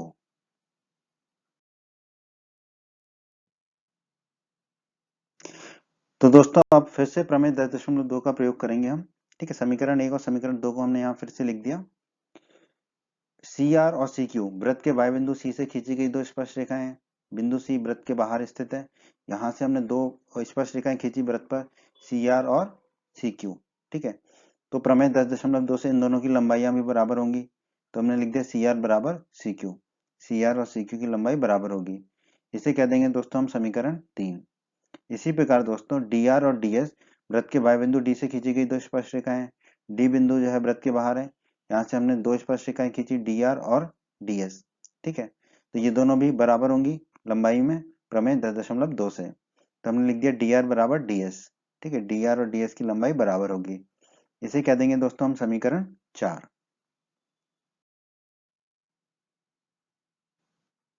हमने समीकरण 1, समीकरण 2 और समीकरण 3 और समीकरण 4 चारों को लिख दिया। अब बस हम क्या करेंगे दोस्तों, समीकरण 1, समीकरण 2, समीकरण 3 और समीकरण 4 को जोड़ने पर, यानी कि इन चारों समीकरण के बाईं तरफ को जोड़ देंगे आपस में। वो बराबर होगा जब इन समीकरण चारों समीकरण के दाईं तरफ को आपस में जोड़ देंगे। तो देखिए, समीकरण 1 का बाईं तरफ है एपी, तो एपी लिखा। फिर धन समीकरण 2 का बाईं तरफ है बीपी, धन बीपी लिखा। फिर समीकरण 3 का बाईं तरफ है सीआर, तो धन सीआर लिखा। फिर समीकरण 4 का बाईं तरफ है डीआर, तो धन डीआर लिखा। बराबर। अब दाईं तरफ को जोड़ देंगे चारों समीकरण के। पहले समीकरण का दाईं तरफ है एएस, तो एएस लिखा। फिर धन समीकरण 2 का दाईं तरफ है बीक्यू, तो धन बीक्यू लिखा। फिर धन समीकरण 3 का दाईं तरफ है सीक्यू, तो धन सीक्यू लिखा। फिर धन समीकरण 4 का दाईं तरफ डीएस है, तो धन डीएस लिख दिया। ठीक है, अब ध्यान दीजिए, पहले समझ लीजिए। देखिए एपी धन बीपी, एपी और बीपी इन दोनों को जब हम जोड़ेंगे तो ये एबी के बराबर हो जाएगा। ठीक है, तो एपी धन बीपी को हमने लिख दिया एबी यहाँ पर। ठीक है, उसी प्रकार अब देखिए सी आर धन डी आर। ठीक है, ये सी आर और डी आर इनको जोड़ देंगे तो ये सी डी के बराबर हो जाएगा। तो सी आर धन डी आर को लिख दिया हमने सी डी। ठीक है, फिर बराबर ए एस को ए एस लिखा। आखिरी में जो डी एस था उसको इधर लिया दूसरे नंबर पे। फिर बी क्यू धन सी क्यू को वैसे की वैसे लिख दिया, धन बी क्यू धन सी क्यू, बस डी एस को दूसरे नंबर पे लिख दिया। क्यों, आपको अभी समझ आएगा। ठीक है, अब आप ध्यान दीजिए ए एस धन डी एस। ठीक है, ए एस धन डी एस किसके बराबर होगा, ए एस और डी एस इन दोनों को जोड़ दें। ठीक है, तो ये ए डी के बराबर हो जाएगा। तो ए एस धन डी एस को हमने लिख दिया ए डी। ठीक है, उसी प्रकार देखिए बी क्यू धन सी क्यू, बी क्यू धन सी क्यू इन दोनों को जोड़ेंगे बी क्यू और सी क्यू को, तो ये किसके बराबर हो जाएगा, बीसी के। तो बी क्यू धन सी क्यू को लिख दिया हमने बीसी। ठीक है, बाईं तरफ ए बी धन सी डी था तो बाईं तरफ को ए बी धन सी डी लिखा। बराबर हमारा आ गया ए डी धन बीसी। अब आप प्रश्न को देखिए, हमें क्या सिद्ध करना था, ए बी धन सी डी बराबर ए डी धन बीसी। वही हमने सिद्ध कर दिया, ए बी धन सी डी बराबर ए डी धन बीसी। ठीक है, तो हम कह सकते हैं इति सिद्धम, जो हमने हमें सिद्ध करना था हमने सिद्ध कर दिया, इति सिद्धम। प्रश्न 9 में दोस्तों हमसे कहा गया है, आकृति 10.13 में ये आकृति दे रखी है, एक्स वाई तथा X dash Y dash O केंद्र वाले किसी वृत्त पर दो समांतर स्पर्श रेखाएं हैं। तो ये एक्स वाई है और ये एक्स डैश वाई डैश है। ये दो समांतर स्पर्श रेखाएं हैं ओ केंद्र वाले इस वृत्त पर। ठीक है, जो कि बिंदु पी और क्यू पर स्पर्श करती हैं। और स्पर्श बिंदु सी पर, एक स्पर्श बिंदु सी है इसी वृत्त पर, स्पर्श रेखा ए बी। ठीक है, ये ए बी स्पर्श रेखा खींची है। एक्स को ए पर, एक्स वाई को, एक्स वाई को ए पर, तो एक्स वाई स्पर्श रेखा को बिंदु ए पर, ये बिंदु ए है। और तथा एक्स डैश वाई डैश को बी पर प्रतिच्छेद करती है। एक्स डैश वाई डैश ये है, इसको बिंदु बी पर प्रतिच्छेद करती है। तो सिद्ध कीजिए कि कोण ए ओ बी बराबर 90 डिग्री है। तो हमें सिद्ध करना है ये वाला कोण ए ओ बी, ये वाला कोण कितना है, 90 डिग्री, ये हमें सिद्ध करना है। तो अब इसको हल कर लेते हैं दोस्तों। ओ सी को मिलाइए, तो सबसे पहले ओ और सी को मिला देते हैं। ठीक है, मिला दिया। अब दोस्तों यहाँ पर हम उपयोग करेंगे, इस्तेमाल करेंगे प्रमेय 10.2 का, जिसके बारे में हम प्रमेय 10.2 के वीडियो में सिद्ध कर चुके हैं। क्या, वाई बिंदु से वृत्त पर खींची गई स्पर्श रेखाओं की लंबाइयां बराबर होती हैं। यहाँ पर ध्यान दीजिए, एपी और एसी वृत्त के वाई बिंदु ए से खींची गई दो स्पर्श रेखाएं हैं। ये बिंदु ए है, इससे दो स्पर्श रेखाएं खींची गई हैं एपी और एसी। ठीक है, तो ये दो स्पर्श रेखाएं प्रमेय 10.2 के अनुसार क्या होंगी, बराबर होंगी। तो एपी बराबर होगा एसी के, ये दोनों बराबर लंबाई की होंगी। इसे हम मान लेते हैं समीकरण 1। उसी प्रकार दोस्तों बी क्यू और बी सी वृत्त के बाह्य बिंदु बी से खींची गई दो स्पर्श रेखाएं हैं। ये देखिए बी बाह्य बिंदु है वृत्त का, इससे दो स्पर्श रेखाएं खींची हमने बी क्यू और बी सी। ठीक है, तो प्रमेय 10.2 के अनुसार ये दोनों क्या होंगी, बराबर होंगी। तो हम कह सकते हैं बी क्यू बराबर बी सी, बी क्यू और बी सी आपस में बराबर होंगे। इसे मान लेंगे दोस्तों समीकरण 2। आगे बढ़ते हैं दोस्तों, त्रिभुज एपीओ, ये वाला जो त्रिभुज है जिसे हमने लाल रंग से दिखाया है, त्रिभुज एपीओ और त्रिभुज एसीओ, ये वाला त्रिभुज जिसे हमने पीले रंग से दिखाया है। इन दोनों त्रिभुजों में ध्यान दीजिए, एपी बराबर एसी, समीकरण 1 में हमने निकाला था अभी एपी बराबर एसी है। ठीक है, तो हमने लिख दिया समीकरण 1 से एपी बराबर एसी है। ठीक है, और पीओ बराबर सीओ, पीओ ये और सीओ ये दोनों आपस में बराबर होंगे। क्यों? क्योंकि ये इस वृत्त की त्रिज्या है, तो एक ही वृत्त की त्रिज्या है दोनों, तो आपस में बराबर होंगे पीओ और सीओ। ओए बराबर ओए, ओए तो ओए के बराबर ही होगा, उभयनिष्ठ भुजा है। ठीक है, अब एपी और एसी साइड है, भुजा है, तो एस लिख दिया। पीओ और सीओ भुजा है, तो साइड के लिए एस लिख दिया। ओए भुजा है, तो साइड के लिए एस लिख दिया। अब एसएसएस के नियम से दोनों त्रिभुज क्या हो जाएंगे, सर्वांग सम। तो हमने लिख दिया त्रिभुज एपीओ सर्वांग सम है त्रिभुज एसीओ के किस नियम से, एसएसएस के नियम के द्वारा। क्रम कैसे लिखते हैं, तीनों भुजाओं का पहला पहला अक्षर पकड़ लो। तो एपीओ त्रिभुज एपीओ सर्वांग सम होगा, दाईं तरफ भी वैसे ही करेंगे। एसीओ पहला पहला अक्षर पकड़ लेंगे जिसे लाल रंग से दिखाया हमने, तो त्रिभुज एपीओ सर्वांग सम होगा त्रिभुज एसीओ के। ठीक है, ये दोनों त्रिभुज सर्वांग सम हो जाएंगे आपस में। अब हम जानते हैं कि यदि दो त्रिभुज सर्वांग सम हो तो उनके संगत भाग बराबर होते हैं, जिसे हम अंग्रेजी में सीपीसीटी कहते हैं। ठीक है, तो संगत कोण भी बराबर होंगे। तो हम क्या करेंगे, पहले अक्षर को अंतिम में ले जाएंगे, तो क्या बनेगा पी ओ ए, तो कोण पी ओ ए बराबर होगा, दाईं तरफ भी वैसे ही करना पड़ेगा, पहले अक्षर को अंत में ले जाएंगे, कोण सी ओ ए के। तो कोण पी ओ ए बराबर होगा कोण सी ओ ए के। कोण पी ओ ए ये वाला कोण है, कोण सी ओ ए ये वाला कोण है, ये दोनों कोण आपस में बराबर होंगे। ठीक है, तो कोण पी ओ ए बराबर आ गया कोण सी ओ ए, इसे मान लेंगे समीकरण 3। आगे बढ़ते हैं दोस्तों, अब बात कर लेते हैं त्रिभुज बी क्यू ओ। ठीक है, ये वाला है त्रिभुज बी क्यू ओ जिसे लाल रंग से दिखाया है, और त्रिभुज बी सी ओ। ठीक है, ये ऊपर वाला त्रिभुज है बी सी ओ जिसे हमने दिखाया है पीले रंग से। ठीक है, इन दोनों त्रिभुजों में ध्यान दीजिए दोस्तों, बी क्यू बराबर बी सी, बी क्यू बराबर बी सी समीकरण 2 से निकाला था हमने, तो हमने लिख दिया बी क्यू बराबर बी सी समीकरण 2 से। तो बी क्यू और बी सी आपस में बराबर है। ठीक है, फिर क्यू ओ बराबर सी ओ, क्यू ओ ये है और सी ओ ये है हमारा, ये दोनों एक ही वृत्त की त्रिज्याएं हैं, तो ये दोनों आपस में बराबर होंगी। तो क्यू ओ बराबर सी ओ होगा, कारण लिख दिया एक ही वृत्त की त्रिज्या है। फिर ओ बी, तो ओ बी के बराबर ही होगा, ओ बी ये है, ओ बी के बराबर ही होगा, उभयनिष्ठ भुजा है। अब ध्यान दीजिए बी क्यू और बी सी भुजा है, तो साइड के लिए एस लिख दिया। क्यू ओ और सी ओ ये भी भुजा है, तो साइड के लिए एस लिख दिया। ओ बी और ओ बी भुजा है, तो साइड के लिए एस लिख दिया। अब एस एस एस नियम से ये दोनों त्रिभुज क्या हो जाएंगे, सर्वांग सम। तो हमने लिख दिया, क्रम क्या होगा, भुजाओं का पहला पहला अक्षर पकड़ लेते हैं। तो बी क्यू ओ लाल रंग से दिखाया है, तो त्रिभुज बी क्यू ओ सर्वांग सम होगा, लाल रंग से देखिए पहला पहला अक्षर बी सी ओ, त्रिभुज बी सी ओ के किस नियम से, एस एस एस के नियम के द्वारा। ठीक है, अब ये दोनों त्रिभुज सर्वांग सम हो गए। अब इन दोनों त्रिभुजों के संगत भाग बराबर होंगे, यानी कि संगत कोण भी बराबर होंगे। तो हम कह सकते हैं कोण क्यू ओ बी बराबर कोण सी ओ बी। कैसे, देखो पहले अक्षर को अंत में ले जाओ बस, तो क्यू ओ अंत में आ गया बी, तो कोण क्यू ओ बी बराबर, दाईं तरफ भी वही करना पड़ेगा, पहले अक्षर को अंत में ले जाएंगे तो आ जाएगा सी ओ बी। तो कोण क्यू ओ बी बराबर होगा कोण सी ओ बी के किस नियम से, सीपीसीटी के नियम से, सर्वांग सम त्रिभुजों के संगत भाग बराबर होते हैं। तो कोण क्यू ओ बी ये वाला कोण है, कोण सी ओ बी ये वाला कोण है, ये दोनों कोण आपस में बराबर हो गए। ठीक है, इसे हम कह देंगे दोस्तों समीकरण 4। कोण क्यू ओ बी बराबर कोण सी ओ बी को कह दिया हमने समीकरण 4।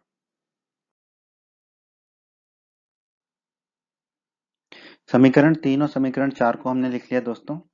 अब आगे बढ़ते हैं, एक्स वाई तथा X dash Y dash O केंद्र वाले किसी वृत्त पर दो समांतर रेखाएं, ये प्रश्न में दिया हुआ है। देखिए एक्स वाई तथा X dash Y dash O केंद्र वाले किसी वृत्त पर दो समांतर स्पर्श रेखाएं हैं। तो इसका मतलब है कि एक्स वाई और एक्स डैश वाई डैश जो है वो समांतर रेखाएं हैं।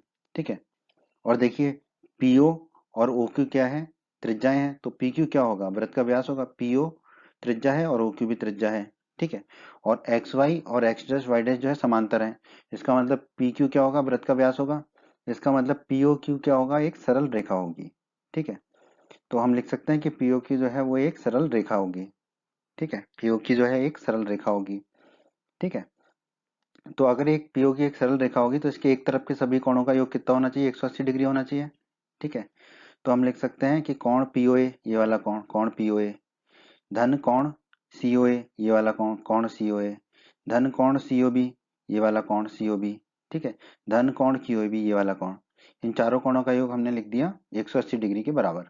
कोण पीओए ये वाला, धन कोण सीओए ये वाला, धन कोण सीओबी लाल वाला, धन कोण क्यूओबी नीला वाला, बराबर होगा 180 डिग्री के।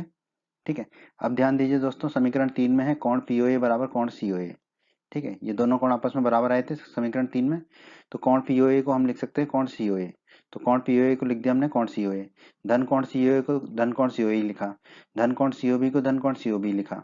समीकरण 4 में देखिए कोण क्यूओबी किसके बराबर है, कोण सीओबी के। कोण क्यूओबी और कोण सीओबी बराबर आए थे, तो समीकरण 4 से कोण क्यूओबी को हम लिख सकते हैं कोण सीओबी। तो हमने कोण क्यूओबी को लिख दिया कोण सीओबी बराबर 180 डिग्री। अब देखिए कोण सीओए धन कोण सीओए कितना हो जाएगा, 2 गुणा कोण सीओए, फिर धन का चिन्ह लगा दिया, फिर कोण सीओबी धन कोण सीओबी हो जाएगा 2 गुणा कोण सीओबी बराबर 180 डिग्री। दोनों में 2 कॉमन आ जाएगा, तो 2 कॉमन लिया तो कोष्टक के अंदर क्या मिलेगा हमें, कोण सीओए धन कोण सीओबी बराबर 180 डिग्री है। अब तो बहुत ही आसान है दोस्तों।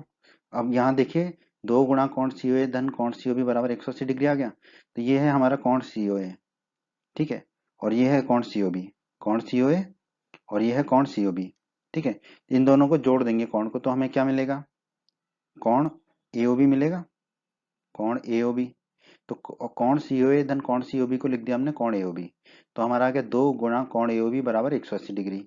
अब 2 को ले जाएंगे हम दाई तरफ बट्टे में, तो कोण एओबी आ जाएगा 180 डिग्री बटा 2। 180 डिग्री में 2 का भाग देंगे तो आएगा 90 डिग्री, तो कोण एओबी आ जाएगा हमारा 90 डिग्री। ठीक है, और दोस्तों हमें यही सिद्ध करना था कि कोण एओबी बराबर 90 डिग्री है, तो हमने सिद्ध कर दिया। तो हम कह सकते हैं इति सिद्धम। प्रश्न 10 में दोस्तों हमसे कहा गया है, सिद्ध कीजिए कि किसी बाह्य बिंदु से किसी वृत्त पर खींची गई स्पर्श रेखाओं के बीच का कोण स्पर्श बिंदुओं को मिलाने वाले रेखाखंड द्वारा केंद्र पर अंतरित कोण का संपूरक होता है। तो पहले प्रश्न को समझ लेते हैं, फिर प्रश्न को हल करेंगे। मान लेते हैं कि केंद्र वाला एक वृत्त है, वो हमने बना लिया। ठीक है, फिर P एक बाह्य बिंदु है, P बाहर एक बिंदु ले लिया वृत्त के P। ठीक है, पी ए और पीबी जो है बाह्य बिंदु P से खींची गई 2 स्पर्श रेखाएं हैं। तो पी ए स्पर्श रेखा खींच ली हमने जो वृत्त को ए बिंदु पर प्रतिच्छेद करती है, और दूसरी स्पर्श रेखा खींच ली पीबी जो वृत्त को बिंदु बी पर स्पर्श करती है। ठीक है, अब हम ओ ए को मिला देते हैं और ओ बी को मिला देते हैं। ठीक है, अब हमें सिद्ध करना है, देखिए सिद्ध कीजिए कि किसी बाह्य बिंदु से किसी वृत्त पर खींची गई स्पर्श रेखाओं के बीच का कोण। ठीक है, तो स्पर्श रेखाओं के बीच का कोण होगा कोण पी। ठीक है, ये वाला कोण पी, बीच का कोण स्पर्श बिंदुओं को मिलाने वाले रेखाखंड द्वारा केंद्र पर अंतरित कोण, स्पर्श रेखाओं को मिलाने वाले रेखाखंड पी ए और पीबी मिलाने वाले रेखाखंड द्वारा केंद्र पर अंतरित कोण, तो इन दोनों रेखाखंड द्वारा केंद्र पर अंतरित कोण कौन सा है, ये है कोण ओ। ठीक है, तो हमें सिद्ध करना है कि कोण पी धन कोण ओ बराबर 180 डिग्री होगा, क्योंकि हमें सिद्ध करना है ये दोनों कोण क्या होंगे, संपूरक होता है। देखिए फिर से समझिए, सिद्ध कीजिए किसी बाह्य बिंदु से वृत्त पर खींची गई स्पर्श रेखाओं के बीच का कोण यानी कि कोण पी का कोण स्पर्श बिंदुओं को मिलाने वाले रेखाखंड द्वारा केंद्र पर अंतरित कोण, स्पर्श बिंदुओं को मिलाने वाले रेखाखंड द्वारा केंद्र पर अंतरित कोण कौन सा है, कोण ओ, कोण का संपूरक होता है, यानी कि कोण पी और कोण ओ का योग कितना होना चाहिए, 180 डिग्री होना चाहिए। ये हमें सिद्ध करना है। तो दोस्तों हम जानते हैं कि त्रिज्या जो है स्पर्श रेखा पर लंब होती है, तो यहाँ पर देखिए ओ ए त्रिज्या है जो कि स्पर्श रेखा पी ए पर लंब है। ठीक है, यानी कि ये जो कोण ए है ये 90 डिग्री का होगा, तो हमने लिख दिया कोण ए बराबर 90 डिग्री। उसी प्रकार त्रिज्या स्पर्श रेखा पर लंब होती है प्रमेय 10.1 के अनुसार, तो ओ बी क्या है, त्रिज्या है, ये स्पर्श रेखा पीबी पर लंब होगा, तो हमने लिख दिया ओ बी लंब होगा पीबी पर, यानी कि कोण बी जो है वो कितना आ जाएगा, 90 डिग्री। तो हमने लिख दिया कोण बी बराबर 90 डिग्री। अब दोस्तों हम जानते हैं चतुर्भुज के चारों कोणों का योग 360 डिग्री होता है, और यहाँ पर देखिए ये चतुर्भुज ही है हमारा। ठीक है, ओ ए पी बी कह लें। ठीक है, ये चतुर्भुज ही है हमारा। ठीक है, तो चतुर्भुज के चारों कोणों का योग कितना होगा, 360 डिग्री, यानी कि देखिए कोण पी, ठीक है लिख दिया हमने, धन कोण बी ये वाला, धन कोण ओ ये वाला कोण, धन कोण ए ये वाला कोण, इन चारों कोणों का योग कितना होगा, 360 डिग्री। ठीक है, आगे बढ़ते हैं दोस्तों। अब कोण पी को हमने कोण पी लिखा, धन कोण बी कितना है दोस्तों 90 डिग्री का, तो कोण बी की जगह लिख दिया 90 डिग्री। धन कोण ओ लिख दिया। धन कोण ए है, कोण ए कितना है दोस्तों हमारा 90 डिग्री का, नीचे भी हम देख सकते हैं। ठीक है, तो कोण ए की जगह लिख दिया 90 डिग्री बराबर 360 डिग्री।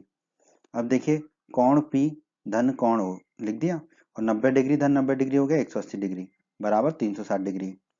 धन कोण कोण पी धन कोण ओ ये किसके बराबर होगा?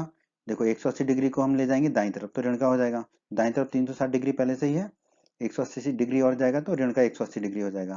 तो कोण पी धन कोण ओ आ गया हमारा 360 डिग्री माइनस 180 डिग्री।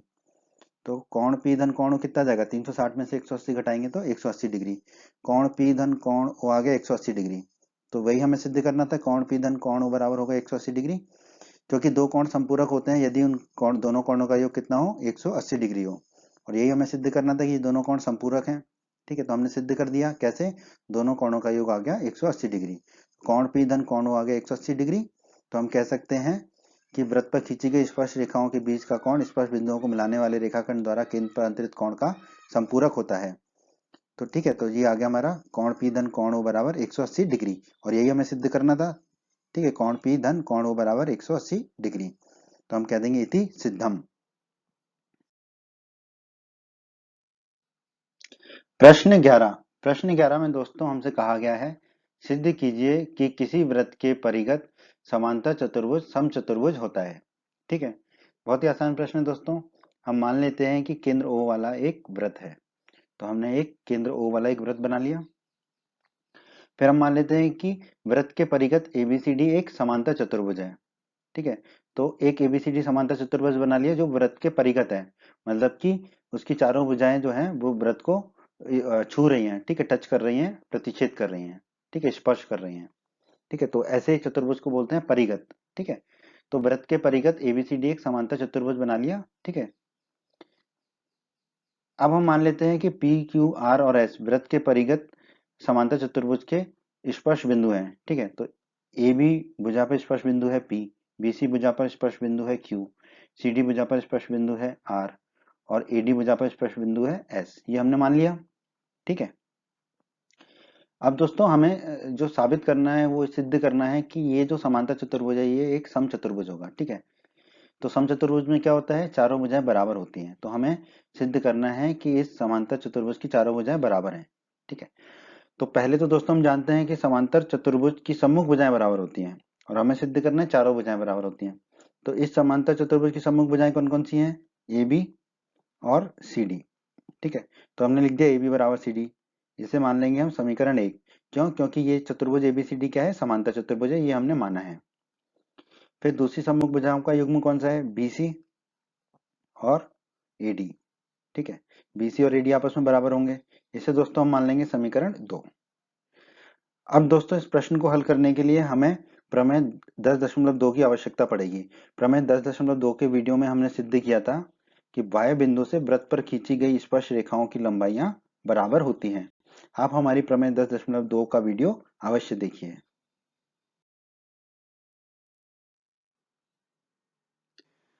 आगे बढ़ते हैं दोस्तों, प्रमेय 10.2 का उपयोग करते हैं। तो यहाँ पर देखिए एपी और एएस वृत्त के वाय बिंदु ए से खींची गई दो स्पर्श रेखाएं हैं। वृत्त के बाहर एक बिंदु ए है, इससे दो स्पर्श रेखाएं खींची हैं एपी और एएस। ठीक है, तो प्रमेय 10.2 के अनुसार ये दोनों स्पर्श रेखाओं की लंबाइयां बराबर होंगी, तो हम कह सकते हैं एपी बराबर एएस होगा, एपी और एएस की लंबाई बराबर होगी। ठीक है, इसे दोस्तों हम कह देंगे समीकरण 3। इसी प्रकार दोस्तों बीपी और बीक्यू वृत्त के बाह्य बिंदु बी से खींची गई दो स्पर्श रेखाएं हैं। बी जो है वृत्त का बाह्य बिंदु है, जिससे दो स्पर्श रेखाएं खींची हैं बीपी और बीक्यू। ठीक है, ये इसकी दो स्पर्श रेखाएं हैं। ठीक है, तो प्रमेय 10.2 के अनुसार बीपी और बीक्यू बराबर होंगे, तो हमने लिख दिया बीपी बराबर बीक्यू, बीपी और बीक्यू की लंबाई बराबर होगी। दोस्तों इसे मान लेंगे हम समीकरण 4। आगे बढ़ते हैं दोस्तों। दोस्तों अब आप देखिए कि सी आर और सी क्यू वृत्त के बाह्य बिंदु सी से खींची गई दो स्पर्श रेखाएं हैं। यह है बिंदु सी, इससे सी आर और सी क्यू दो स्पर्श रेखाएं जा रही हैं। ठीक है, तो इस बाह्य बिंदु से जो दो स्पर्श रेखाएं जा रही हैं वो प्रमेय 10.2 के अनुसार जो है बराबर होंगी, तो हम लिख देंगे सी आर बराबर सी क्यू, सी आर और सी क्यू की लंबाई बराबर होगी। दोस्तों इसे कह देंगे हम समीकरण 5। उसी प्रकार दोस्तों डी आर और डी एस वृत्त के बाह्य बिंदु डी से खींची गई दो स्पर्श रेखाएं हैं। बाहर एक बिंदु है डी, ठीक है, तो डी आर और डी एस इस बिंदु डी से खींची गई दो स्पर्श रेखाएं कहलाएंगी। तो प्रमेय 10.2 के अनुसार डी आर और डी एस बराबर होंगे, बराबर लंबाई के होंगे। तो डी आर और डी एस बराबर लंबाई की स्पर्श रेखाएं होंगी। इसे कह देंगे दोस्तों हम समीकरण 6। आगे बढ़ते हैं दोस्तों हमने समीकरण 1, 2, 3, 4, 5, 6 सारे लिख लिए। अब हम क्या करेंगे, समीकरण 3, समीकरण 4, समीकरण 5 और समीकरण 6 को जोड़ने पर, समीकरण 3, 4, 5 और 6 को जोड़ने पर, जोड़ने का मतलब है दोस्तों इनके बाईं तरफ को आपस में जोड़ेंगे और बराबर हो जाएगा इनका दाईं तरफ आपस में जोड़ेंगे। ठीक है, तो देखिए बाईं तरफ को जोड़ेंगे तो एपी धन बीपी, एपी धन बीपी धन सी आर धन डी आर, धन सी आर धन डी आर बराबर होगा किसके, ए एस धन बी क्यू, ए एस धन बी क्यू धन सी क्यू धन डी एस, धन सी क्यू धन डी एस के। ठीक है दोस्तों, अब दोस्तों ध्यान दीजिए यहाँ पर ये एपी धन बीपी, एपी और बीपी इन दोनों को जोड़ दें तो कितना हो जाएगा हमारा, ए बी हो जाएगा। तो एपी धन बीपी को हम लिख सकते हैं ए बी। ठीक है, हमने ए बी लिख दिया। उसी प्रकार ध्यान दीजिए सी आर धन डी आर, ये ऊपर सी आर और डी आर इन दोनों को जोड़ दें तो सी डी के बराबर आ जाएगा। तो सी आर धन डी आर को हम लिख देंगे सी डी। ठीक है, बराबर ए एस को ए एस लिखा, ये जो डी एस है इसको हमने पहले लिख दिया, तो ये हो गया ए एस धन डी एस, फिर बी क्यू धन सी क्यू को वैसे ही लिख दिया बी क्यू धन सी क्यू। ठीक है दोस्तों, अब आगे बढ़ते हैं। अब ए बी धन सी डी को वैसे ही लिख दिया ए बी धन सी डी बराबर, अब देखिए ए एस धन डी एस, ठीक है, ए एस धन डी एस, ठीक है, इन दोनों को जोड़ेंगे तो हमें कितना मिल जाएगा ए डी। ठीक है, तो हम यहाँ लिख देंगे ए डी। ठीक है, धन बी क्यू धन सी क्यू, बी क्यू और सी क्यू को जोड़ेंगे। ठीक है, बी क्यू और सी क्यू को जोड़ेंगे तो हमें कितना मिल जाएगा, बी क्यू धन सी क्यू को बी सी, तो बी क्यू धन सी क्यू की जगह लिख देंगे हम बी सी, तो हमें मिल गया ए बी धन सी डी बराबर ए डी धन बी सी। ठीक है, अब दोस्तों समीकरण 1 और 2 पर ध्यान दीजिए। ठीक है, ए बी बराबर सी डी है और बी सी बराबर ए डी है। तो अब ध्यान दीजिए यहाँ पे ए बी को तो हमने ए बी लिखा, फिर धन का चिन्ह लगाया, सी डी को क्या लिख दिया ए बी। तो समीकरण 1 में देखिए सी डी किसके बराबर है, ए बी के, तो सी डी को हम लिख सकते हैं ए बी। फिर बराबर ए डी किसके बराबर है, समीकरण 2 में देखिए ए डी को हम क्या लिख सकते हैं बी सी, तो ए डी को हमने लिख दिया बी सी। फिर धन बी सी है तो धन बी सी लिख दिया। ठीक है, अब देखिए ए बी धन ए बी कितना हो जाएगा, 2 गुणा ए बी बराबर बी सी धन बी सी हो जाएगा 2 गुणा बी सी। अब बाईं तरफ 2 है और दाईं तरफ 2 है तो ये आपस में कट जाएंगे, तो हमें क्या मिलेगा, ए बी बराबर बी सी। इसे दोस्तों हम कह देंगे समीकरण 7।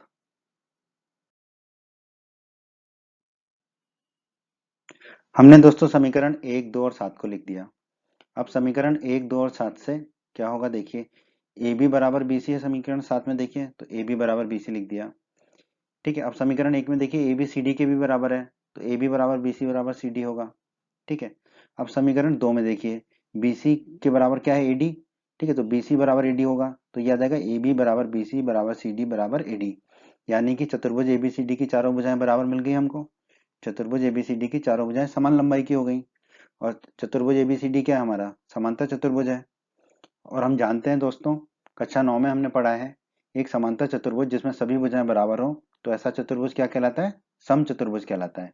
तो इसका मतलब एबीसीडी समांतर चतुर्भुज था, अब उसकी चारों भुजाओं की लंबाई बराबर हो गई है, तो एबीसीडी क्या हो जाएगा, सम चतुर्भुज हो जाएगा। तो अतः एबीसीडी एक सम चतुर्भुज है। तो हमें यही सिद्ध करना था कि अतः किसी वृत्त के परिगत समांतर चतुर्भुज सम चतुर्भुज होता है, तो हमने लिख दिया अतः किसी वृत्त के परिगत समांतर चतुर्भुज जो है वो सम चतुर्भुज होता है। यही हमें सिद्ध करना था, तो हम कह सकते हैं इति सिद्धम। प्रश्न 12 में दोस्तों हमसे पूछा है 4 सेंटीमीटर त्रिज्या वाले एक वृत्त के परिगत, ठीक है, ये एक वृत्त है जिसका केंद्र O है और इस वृत्त की त्रिज्या कितनी है 4 सेंटीमीटर के परिगत एक त्रिभुज एबीसी इस प्रकार खींचा गया है। इसके परिगत एक त्रिभुज खींचा है एबीसी। ठीक है, वृत्त के परिगत एक त्रिभुज है एबीसी, इसका मतलब क्या है कि ये जो त्रिभुज है इसकी तीनों भुजाएं वृत्त को स्पर्श करती हैं। ठीक है, यही मतलब होता है परिगत का। ठीक है, तो वृत्त के परिगत एक त्रिभुज एबीसी खींचा गया है, यानी कि त्रिभुज की तीनों भुजाएं जो है वृत्त को स्पर्श करती हैं, यानी कि वृत्त की त्रिभुज की तीनों भुजाएं जो है वृत्त की स्पर्श रेखाएं हैं। कि रेखाखंड बीडी और डीसी, ठीक है, तो रेखाखंड बीडी और डीसी जिनमें स्पर्श बिंदु डी द्वारा बीसी विभाजित है। ठीक है, डी स्पर्श बिंदु है जो बीसी को विभाजित करता है, की लंबाइयां क्रमशः 8 सेंटीमीटर और 6 सेंटीमीटर है। BD की लंबाई 8 सेंटीमीटर है और DC की लंबाई 6 सेंटीमीटर है। ये हमें प्रश्न में दिया गया है। तो हमसे प्रश्न में पूछा क्या है, भुजाएं AB और AC ज्ञात कीजिए। ठीक है, तो हमें त्रिभुज की भुजा AB और भुजा AC की लंबाई ज्ञात करनी है। तो दोस्तों मान लेते हैं कि भुजा AC जो है वृत्त को बिंदु E पर स्पर्श करती है। भुजा AC ये है, ये वृत्त को जो जिस बिंदु पर स्पर्श कर रही है उसको मान लेते हैं बिंदु E। ठीक है, और केंद्र O को और E को जोड़ देते हैं। ठीक है, और हम मान लेते हैं कि भुजा AB जो है वृत्त को बिंदु F पर स्पर्श करती है और केंद्र O और F को भी जोड़ देते हैं। ठीक है, मिला देते हैं। मान लेते हैं कि AE की लंबाई x सेंटीमीटर है। मान लेते हैं ये जो AE है ये x सेंटीमीटर लंबा है। ठीक है, अब दोस्तों इस प्रश्न को हल करने के लिए हम प्रयोग करेंगे प्रमेय 10.2 का।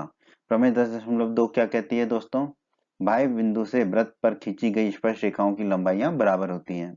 ठीक है, तो इस प्रमेय का प्रयोग करेंगे। तो अब यहाँ पर ध्यान दीजिए, सी और सी डी वृत्त के बाह्य बिंदु सी से खींची गई दो स्पर्श रेखाएं हैं।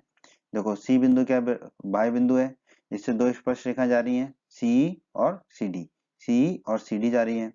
ठीक है, तो प्रमेय 10.2 के अनुसार एक बिंदु से जाने वाली स्पर्श रेखाओं की लंबाइयां बराबर होती हैं। तो सी और सी डी की लंबाई बराबर होगी, तो सी बराबर सी डी होगा।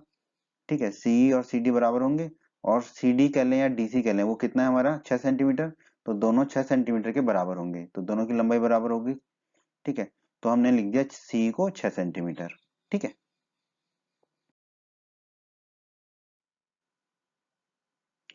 प्रमेय 10.2 का प्रयोग करके हम देखेंगे कि बी एफ और बी डी वृत्त के बाह्य बिंदु बी से खींची गई दो स्पर्श रेखाएं हैं। ठीक है, देखिए ये है बिंदु बी, यहाँ से दो स्पर्श रेखा जा रही है बी एफ और बी डी। ठीक है, अब प्रमेय 10.2 के अनुसार ये दोनों स्पर्श रेखाएं क्या होंगी, बराबर होंगी, क्योंकि वृत्त के बाह्य बिंदु से वृत्त पर खींची गई स्पर्श रेखाओं की लंबाइयां बराबर होती हैं। तो बी एफ और बी डी की लंबाई बराबर होगी। बी डी या कह लें डीबी, ये कितना है हमारा बी डी 8 सेंटीमीटर, तो बी एफ बराबर बी डी होगा जो कि 8 सेंटीमीटर के बराबर होगा। यानी कि बी एफ की लंबाई भी कितनी हो जाएगी, 8 सेंटीमीटर। ये दोनों बराबर होंगे आपस में, तो यहाँ पे हमने लिख दिया बी एफ की लंबाई 8 सेंटीमीटर। अब दोस्तों ए एफ और ए ई वृत्त के बाह्य बिंदु ए से खींची गई दो स्पर्श रेखाएं हैं। देखिए वृत्त के बाहर बिंदु है एक ए, यहाँ से दो स्पर्श रेखाएं खींची गई है ए एफ और ए ई। ठीक है, तो ये दोनों भी बराबर होंगी। ठीक है, ए एफ और ए ई ये दोनों बराबर होंगी। क्यों, प्रमेय 10.2 से बाह्य बिंदु से वृत्त पर खींची गई स्पर्श रेखाओं की लंबाइयां बराबर होती हैं। तो हम कह सकते हैं कि ए एफ बराबर ए ई होगा, और ए ई कितना एक्स है, तो ए एफ बराबर ए ई बराबर एक्स लिख दिया हमने। ठीक है, दोनों बराबर है, तो ए एफ कितना हो जाएगा, ए एफ भी हमारा एक्स हो जाएगा। ठीक है, अब ध्यान दीजिए ए बी की लंबाई कितने की बराबर होगी, देखो ए बी की लंबाई ए एफ धन बी एफ, ये दोनों की लंबाई के बराबर होगा, तो हमने लिख दिया ए बी बराबर ए एफ धन बी एफ। अब दोस्तों हमें पता है ए एफ कितना है एक्स, तो ए एफ की जगह रख देंगे एक्स, और बी एफ कितना है 8, तो बी एफ की जगह रख देंगे 8, तो ए बी आ जाएगा हमारा एक्स धन 8। ठीक है, उसी प्रकार ए सी, देखिए ए सी ये लंबाई कितनी होगी, ए ई के बराबर धन सी, ए ई धन सी कर सकते हैं। ठीक है, तो ए सी बराबर लिख दिया हमने ए ई धन सी। अब देखिए ए ई कितना है एक्स है, तो ए ई की जगह लिख दिया एक्स धन सी कितना है 6, तो सी की जगह लिख दिया 6, तो ए सी आ गया एक्स धन 6। अब BC की लंबाई देख लेते हैं, BC की लंबाई कितनी होगी, BC की लंबाई होगी BD धन CD या DC, कुछ भी कर लें। ठीक है, तो हम लिख दिया BC बराबर BD धन CD।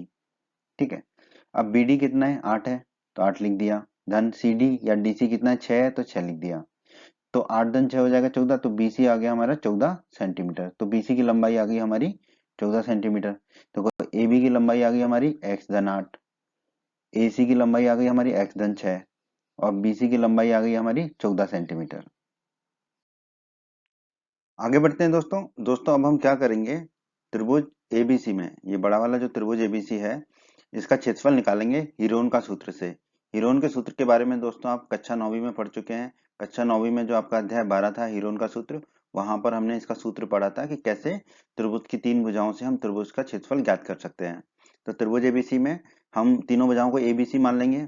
तो दोस्तों हम क्या करते हैं, जो ए बी भुजा है उसको ए मान लेते हैं, स्मॉल ए, तो स्मॉल ए हो जाएगा एक्स धन 8। दूसरी भुजा है AC, ठीक है AC, इसको मान लेंगे B, तो B हो जाएगा x धन 6। तीसरी भुजा हो जाएगी हमारी BC, ठीक है BC को मान लेंगे C, तो वो है 14 सेंटीमीटर। ठीक है, अब दोस्तों हमें एस निकालना होता है हीरोन का सूत्र के लिए पहले, और एस का सूत्र होता है ए धन बी धन सी बटा 2। ठीक है, तो हमें ए बी सी तीनों पता है तो रख देंगे यहाँ पर। एस हो जाएगा हमारा ए की जगह रख देंगे एक्स धन 8, तो एक्स धन 8 धन बी की जगह रख देंगे एक्स धन 6, तो धन एक्स धन 6 धन सी की जगह रख देंगे 14, तो धन 14 बटे 2। ठीक है, अब दोस्तों एक्स धन एक्स हो जाएगा 2x, 8 धन 6 हो जाएगा 14, और 14 धन 14 हो जाएगा 28, बटे में 2 है ही, यहाँ पर भी बटे में 2 है क्योंकि ए धन बी धन सी बटे 2 है। अब ऊपर 2x धन 28 में से 2 कॉमन ले लेंगे तो s बराबर हो जाएगा 2x में से 2 कॉमन लेंगे तो कोष्टक में आएगा x, 14 में से 2 कॉमन लेंगे तो आएगा 28 में से 2 कॉमन लेंगे तो आएगा 14, तो कोष्टक के अंदर आ जाएगा हमारा x धन 14। ठीक है, और बटे में 2 है तो ऊपर 2 है और नीचे 2 है, बटे में आपस में कट जाएगा तो s बराबर हमें मिल जाएगा x धन 14। अब दोस्तों हमने पढ़ा था हीरोन के सूत्र में कि त्रिभुज का क्षेत्रफल होता है अंडर रूट के अंदर s गुणा s माइनस ए गुणा s माइनस बी गुणा s माइनस सी। तो ए बी सी तो हमें पता ही है और s हमने निकाल लिया x धन 14, मान रख देते हैं अब। तो त्रिभुज एबीसी का क्षेत्रफल एरिया ऑफ एबीसी बराबर अंडर रूट के अंदर s, s है x धन 14 तो हमने x धन 14 लिख दिया, कोष्टक के अंदर s माइनस ए तो s कितना है x धन 14 तो x धन 14 लिख दिया, माइनस का चिन्ह लगा दिया। ए ए कितना है एक्स धन 8 तो ए की जगह लिख दिया एक्स धन 8।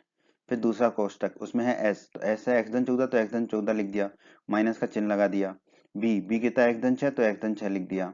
फिर तीसरा कोष्टक उसमें है एस एस है एक्स धन 14 तो एक्स धन 14 लिख दिया, माइनस का चिन्ह लगा दिया। सी कितना है 14 तो 14 लिख दिया हमने।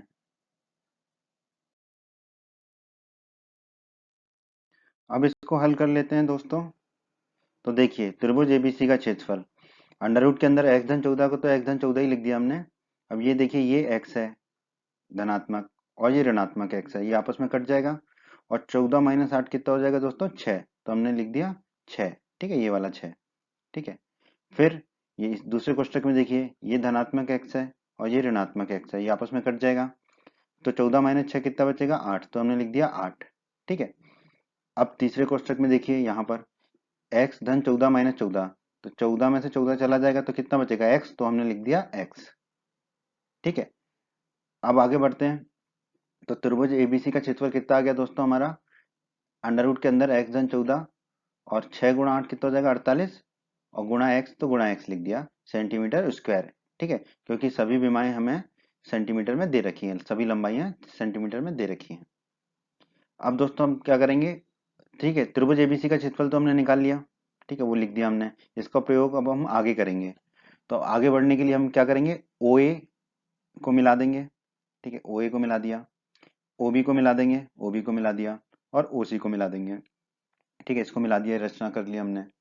अब ध्यान दीजिए यहाँ पर ओडी ये वाला ओडी और ओई ये ओई और ओएफ ये तीनों बराबर होंगे 4 सेंटीमीटर के, क्योंकि ये 4 सेंटीमीटर त्रिज्या वाले वृत्त की एक त्रिज्याएं हैं, एक ही वृत्त की त्रिज्याएं हैं, और इस वृत्त की त्रिज्या कितनी दे रखी है हमें प्रश्न में 4 सेंटीमीटर।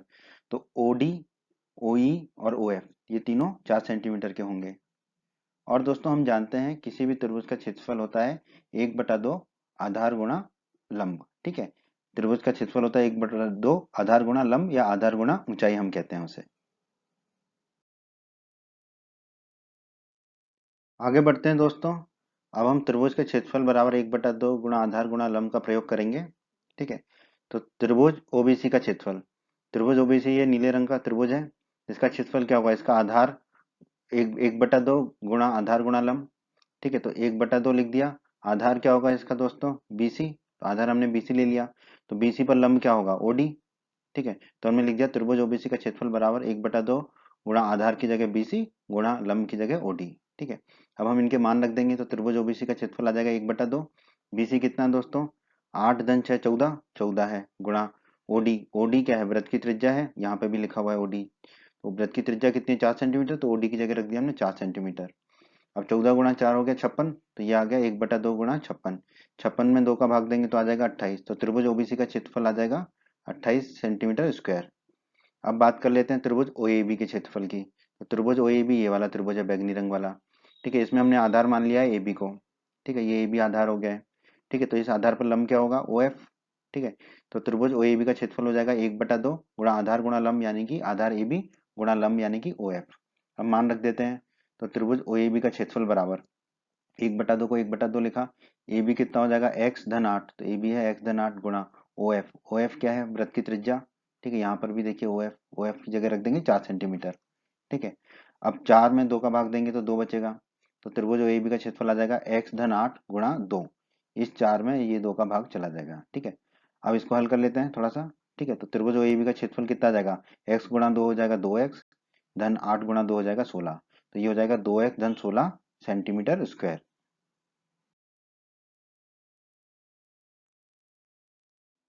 आगे बढ़ते हैं दोस्तों। अब इसी प्रकार हम त्रिभुज ओएसी का क्षेत्रफल निकाल लेंगे। तो ये है त्रिभुज ओएसी, लाल रंग से दिखाया है हमने। ठीक है, क्या होगा, त्रिभुज के क्षेत्रफल के सूत्र से 1/2 गुणा आधार गुणा लंब। तो यहाँ पे आधार हम ले लेंगे एसी। ठीक है, एसी को आधार ले लेंगे, तो एसी गुणा एसी पर लंब क्या होगा दोस्तों, ओई। ठीक है, अब इनके मान रख देते हैं। तो त्रिभुज ओएसी का क्षेत्रफल हो जाएगा 1/2। एसी का मान कितना होगा दोस्तों, एसी होगा एक्स धन 6, तो लिख दिया एक्स धन 6 गुणा ओई। ओई क्या, वृत्त की त्रिज्या है। ठीक है, वो हो जाएगा 4 सेंटीमीटर। ठीक है, ओई जो है वृत्त की त्रिज्या है 4 सेंटीमीटर, तो ओई की जगह रख देंगे 4। अब इस 4 में से इस 2 का भाग देंगे तो ऊपर 2 बचेगा, नीचे कुछ नहीं बचेगा। तो त्रिभुज ओएसी का क्षेत्रफल आ जाएगा एक्स धन 6 गुणा 2। अब इसको हल कर लेते हैं। तो त्रिभुज ओएसी का क्षेत्रफल आ जाएगा एक्स गुणा 2 कितना हो जाएगा, 2x। एक्स गुणा 2 हो गया 2x, फिर धन 6 गुणा 2 हो जाएगा 12, तो ये हो जाएगा 2x धन 12 सेंटीमीटर स्क्वायर। अब ध्यान दीजिए दोस्तों, यहाँ पर त्रिभुज एबीसी का क्षेत्रफल, ये पूरा जो त्रिभुज है, इस त्रिभुज का क्षेत्रफल क्या होगा, त्रिभुज ओबीसी का क्षेत्रफल।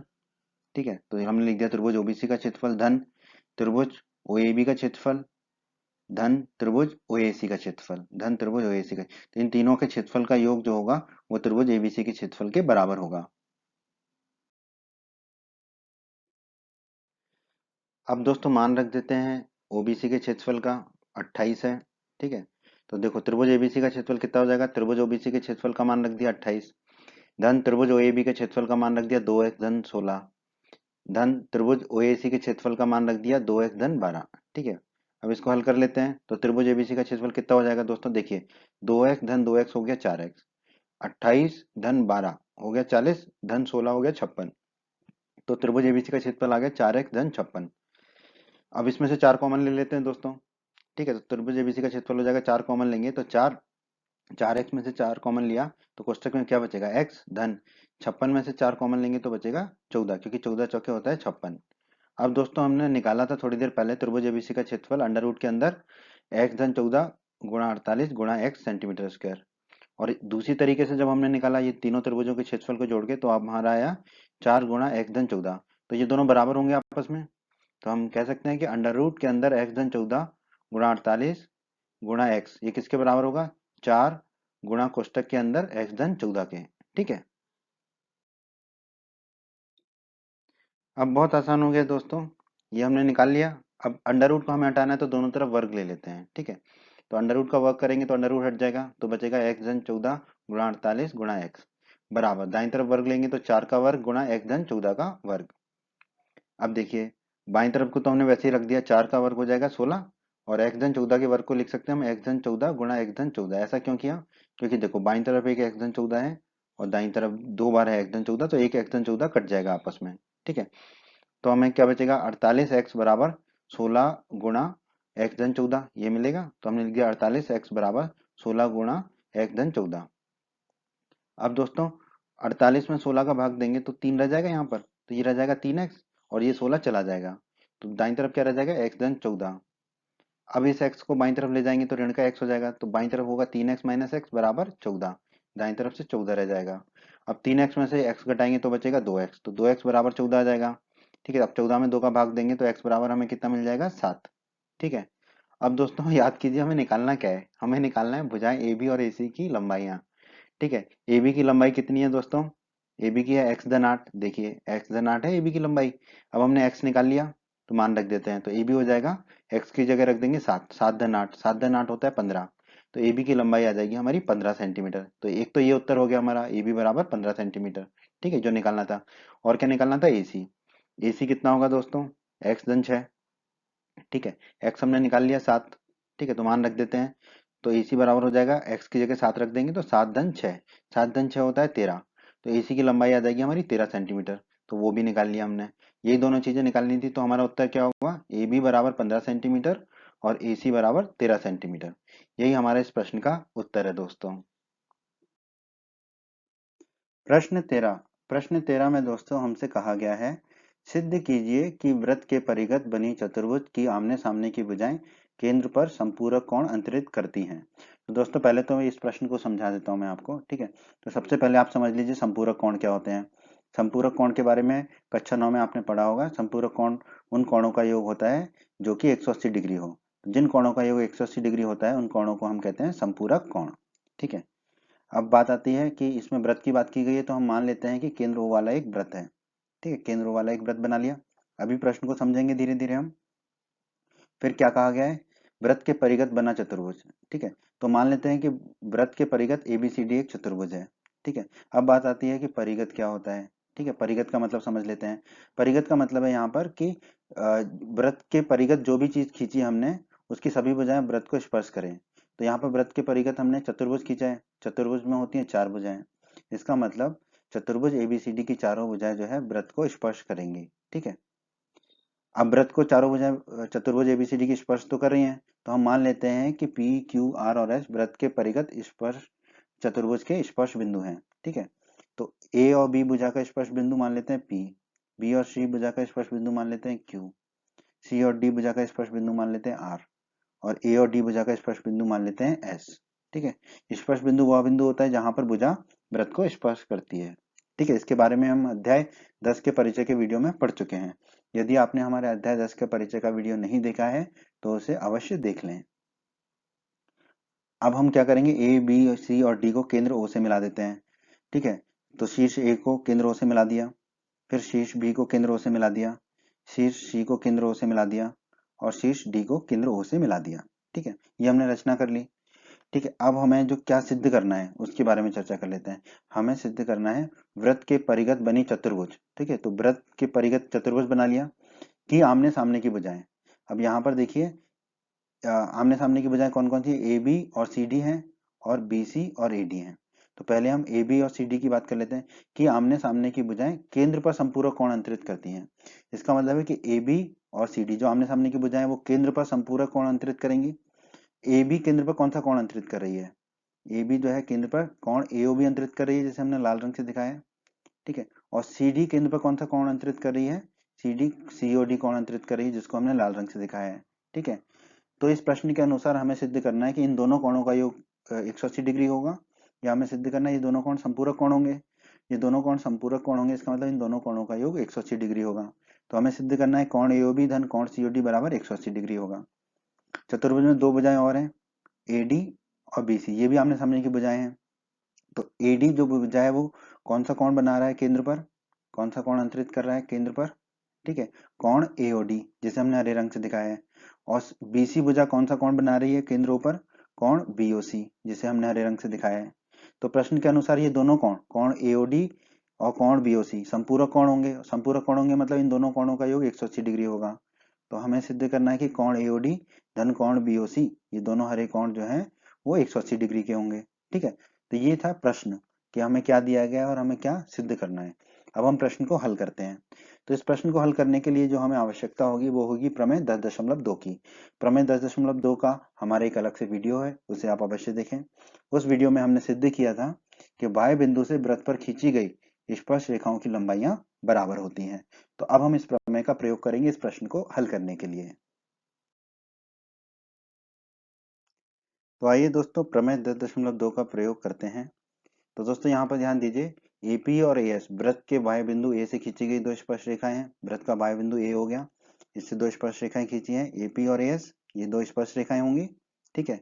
तो प्रमेय 10.2 के अनुसार AP और AS की लंबाई बराबर होगी।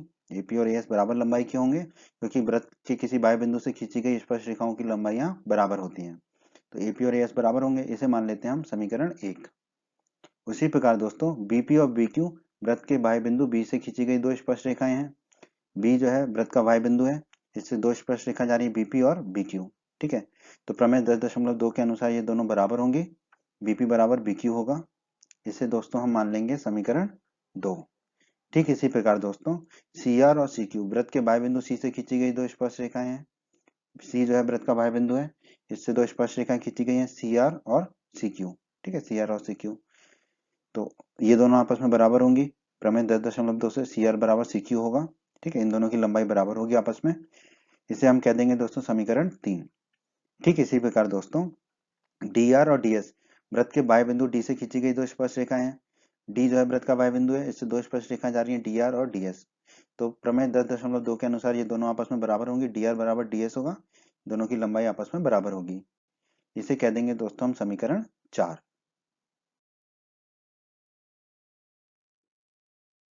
हमने दोस्तों समीकरण 1, समीकरण 2, समीकरण 3 और समीकरण 4 को लिख लिया। अब स्पर्श बिंदुओं P, Q, R और S को केंद्रों से मिलाइए। तो स्पर्श बिंदु P को केंद्रों से मिला दिया, फिर स्पर्श बिंदु Q को केंद्रों से मिला दिया, स्पर्श बिंदु R को केंद्रों से मिला दिया और स्पर्श बिंदु S को केंद्रों से मिला दिया। ठीक है, अब बात कीजिए त्रिभुज एपीओ और त्रिभुज एएसओ में। ठीक है, तो त्रिभुज एपीओ ये वाला त्रिभुज है जिसे हमने नीले रंग से दिखाया है, और त्रिभुज एएसओ ये वाला त्रिभुज है जिसे हमने बैंगनी रंग से दिखाया है। इन दोनों त्रिभुजों में को हम सर्वांगसम करेंगे अभी। ठीक है, तो देखिए एपी बराबर एएस, एपी और एएस समीकरण 1 में हमने बराबर निकाला था, तो हमने लिख दिया एपी बराबर एएस समीकरण 1 से। ठीक है, एपी और एएस दोनों बराबर थे, बाह्य बिंदु से खींची गई दो स्पर्श रेखाएं ए से। ठीक है, तो एपी बराबर एएस हो गया हमारा समीकरण 1 से। भुजा है तो साइड के लिए एस लिख दिया। फिर पीओ बराबर एसओ, पीओ और एसओ ये बराबर होंगे, क्यों? क्योंकि ये एक ही वृत्त की त्रिज्याएं हैं। ठीक है, और ये भी भुजा है, तो भुजा के लिए साइड के लिए एस लिख दिया। फिर बात आती है ओ ए बराबर ओ ए, ओ ए तो ओ ए के बराबर ही होगा क्योंकि ये उभयनिष्ठ एक ही भुजा है ये तो। ठीक है, और ये भी भुजा है तो साइड के लिए एस लिख दिया। अब एसएसएस के नियम से ये दोनों त्रिभुज हो जाएंगे सर्वांगसम। ठीक है, तो हम एसएसएस के नियम से दोनों त्रिभुजों को सर्वांगसम लिख सकते हैं। ठीक है, क्रम की बात कर लेते हैं। तो क्रम क्या होता है, अगर एसएसएस का नियम लगा है तो तीनों भुजाओं के पहला पहला अक्षर पकड़ लेंगे। तो ए पी ओ जिसे लाल रंग से दिखाया हमने, तो त्रिभुज एपीओ सर्वांगसम होगा, दाईं तरफ भी पहला पहला अक्षर जो लाल रंग से दिखाया हमने एएसओ, तो त्रिभुज एपीओ सर्वांगसम होगा त्रिभुज एएसओ के। अब अगर ये दोनों त्रिभुज सर्वांगसम है तो इनके संगत भाग बराबर होंगे। अगर संगत भाग बराबर है मतलब कि संगत कोण भी बराबर होंगे, जिसे हम अंग्रेजी में कहते हैं सीपीसीटी। तो सीपीसीटी के नियम से कोण एओपी बराबर होगा कोण एओएस के। अब कैसे, देखो पहले अक्षर को तो पहले लिख दिया ए को, और फिर दूसरे तीसरे अक्षर को आपस में बदल दिया, तो ये हो गया कोण एओपी। ठीक है, तो दाईं तरफ भी वैसे ही करना पड़ेगा, तो पहला अक्षर ए है तो ए को ऐसे ही लिख दिया, एसओ को आपस में बदल देंगे तो हो जाएगा ओ एस। तो कोण एओपी बराबर हो जाएगा कोण एओएस, कोण एओपी बराबर कोण एओएस। कोण एओपी ये वाला कोण है और कोण एओएस ये वाला कोण है। ठीक है, तो ये दोनों कोण आपस में बराबर हो गए, कोण एओपी बराबर मिल गया हमें कोण एओएस। इसे दोस्तों हम कह देंगे समीकरण 5। इसी विधि से दोस्तों अब हम देखेंगे त्रिभुज बीपीओ और त्रिभुज बीक्यूओ में। ठीक है, तो ये वाला जो है वो ये है त्रिभुज बीपीओ नीला वाला, और बैगनी वाला है त्रिभुज हमारा बीक्यूओ। ठीक है, ये दोनों त्रिभुज भी सर्वांगसम होंगे, कैसे वो देख लेते हैं। बीपी बराबर बीक्यू, देखिए समीकरण 2 में बीपी बराबर बीक्यू हमने निकाला था, तो हमने लिख दिया बीपी बराबर बीक्यू समीकरण 2 से। बीपी और बीक्यू आपस में बराबर होंगे, और ये भुजा है तो साइड के लिए एस लिख दिया। फिर पीओ बराबर क्यूओ, पीओ और क्यूओ क्या है, वृत्त की त्रिज्याएं हैं, तो ये दोनों आपस में बराबर होंगी। तो हमने लिख दिया कारण एक ही वृत्त की त्रिज्याएं हैं तो आपस में बराबर होंगी, तो ये भी भुजाएं हैं तो एस लिख दिया साइड के लिए। फिर ओबी तो ओबी के बराबर होगा क्योंकि ये उभयनिष्ठ है। ठीक है, तो ओबी ओबी के बराबर हो गया। ठीक है, ये भी भुजा है तो एस लिख दिया साइड के लिए। तो अब एस एस एस के नियम से ये दोनों त्रिभुज हो जाएंगे सर्वांगसम, तो हमने लिख दिया एस एस एस के नियम से दोनों त्रिभुज हो गए सर्वांगसम। क्रम क्या होगा, एस एस एस का नियम लगा है भुजा भुजा भुजा का, तो तीनों भुजाओं का पहला पहला अक्षर पकड़ लेते हैं। तो लाल रंग से दिखा रखा है हमने, तो बीपीओ, तो त्रिभुज बीपीओ सर्वांगसम होगा, दाईं तरफ भी पहला पहला अक्षर पकड़ लिए लाल रंग वाला, तो त्रिभुज बीक्यूओ, तो त्रिभुज बीपीओ सर्वांगसम होगा त्रिभुज बीक्यूओ के। और तो ये दोनों त्रिभुज हो गए दोस्तों सर्वांगसम। और हम जानते हैं यदि दो त्रिभुज सर्वांगसम है तो उनके संगत भाग बराबर होते हैं, जिसे हम लिखते हैं सीपीसीटी। तो इसका मतलब है इन दोनों त्रिभुजों के संगत कोण भी बराबर होंगे। अब बात आती है क्रम की, कोण का क्रम क्या होगा। देखो पहला अक्षर तो वैसे ही रखा बी, फिर दूसरे तीसरे अक्षर को आपस में बदल दिया, तो पीओ का हो गया ओपी। तो कोण बीओपी बराबर, दाईं तरफ भी वैसे ही करना पड़ेगा, पहला अक्षर वही लिखा बी, फिर क्यूओ को आपस में बदल दिया तो हो गया ओ क्यू। तो कोण बीओपी बराबर आ गया हमारा कोण बीओ क्यू। ठीक है, कोण बीओपी ये वाला कोण है लाल वाला, और कोण बी ओ क्यू हमारा है ये हरा वाला कोण। ये दोनों कोण आपस में बराबर होंगे, इसे हम कह देंगे दोस्तों समीकरण 6। कोण बीओपी बराबर कोण बीओ क्यू को कह देंगे समीकरण 6। उसी प्रकार दोस्तों बात कर लेते हैं त्रिभुज सीआरओ और त्रिभुज सीक्यूओ में। ठीक है, तो ये है दोस्तों त्रिभुज सीआरओ, नीले रंग से दिखाया है हमने। ठीक है, और ये है हमारा त्रिभुज सीक्यूओ, जिसे बैंगनी रंग से दिखाया है। अब ये दोनों त्रिभुज सर्वांग सम होंगे, उसको हम देख लेते हैं कैसे। सी आर बराबर सी क्यू, सी आर और सी क्यू बराबर है, हमने समीकरण 3 में निकाला था, तो हमने लिख दिया सी आर और सी क्यू आपस में बराबर है। ठीक है, भुजा है तो साइड के लिए एस लिख दिया। ठीक है, फिर आर ओ बराबर क्यू ओ, आर ओ और क्यू ओ ये आपस में बराबर होंगे। क्यों? क्योंकि ये वृत्त की त्रिज्याएं हैं, तो हमने लिख दिया एक ही वृत्त की त्रिज्याएं हैं। और भुजाएं हैं तो साइड के लिए एस लिख दिया। फिर ओसी बराबर ओसी, ओसी तो ओसी के बराबर ही होगा, उभयनिष्ठ भुजा एक ही भुजा है ये, तो ये उभयनिष्ठ है। ठीक है, ये भुजा है तो इसके लिए भी साइड के लिए एस लिख दिया। तो अब एस एस एस के नियम से ये दोनों त्रिभुज हो जाएंगे सर्वांग सम, एस एस के नियम से। अब एस एस एस के नियम से दोनों त्रिभुज सर्वांग सम हुए तो क्रम क्या होगा? तीनों भुजाओं का पहला पहला अक्षर पकड़ लेते हैं। ठीक है, तो लाल रंग से दिखा रखा है हमने, तो हो जाएगा त्रिभुज सी आर ओ सर्वांग सम, दाईं तरफ त्रिभुज सी क्यू ओ के। ठीक है, तो ये दोनों त्रिभुज हो गए हमारे सर्वांग सम, त्रिभुज सी आर ओ और त्रिभुज सी क्यू ओ। अब ये दोनों त्रिभुज सर्वांग सम हो गए तो इनके संगत भाग बराबर होंगे, अर्थात संगत कोण भी बराबर होंगे, जिसे हम अंग्रेजी में कहते हैं सीपीसीटी। तो सीपीसीटी से इनके संगत कोण बराबर होंगे। अब देखिए क्रम क्या होगा, पहला अक्षर तो वैसे ही लिखा सी, दूसरे तीसरे अक्षर को आपस में बदल दिया तो आर ओ का हो जाएगा ओ आर। तो कौन सी ओ आर बराबर, दाएं तरफ भी वही करना पड़ेगा, पहला अक्षर तो सी लिखा और आखिरी के दोनों अक्षरों को आपस में बदल दिया, तो क्यू ओ का हो गया ओ क्यू। तो कौन सी ओ आर बराबर कौन सी ओ क्यू, कौन सी ओ आर ये वाला कौन है जिसे हमने लाल रंग से दिखाया है, और कौन सी ओ क्यू ये वाला कौन है जिसे हमने हरे रंग से दिखाया है।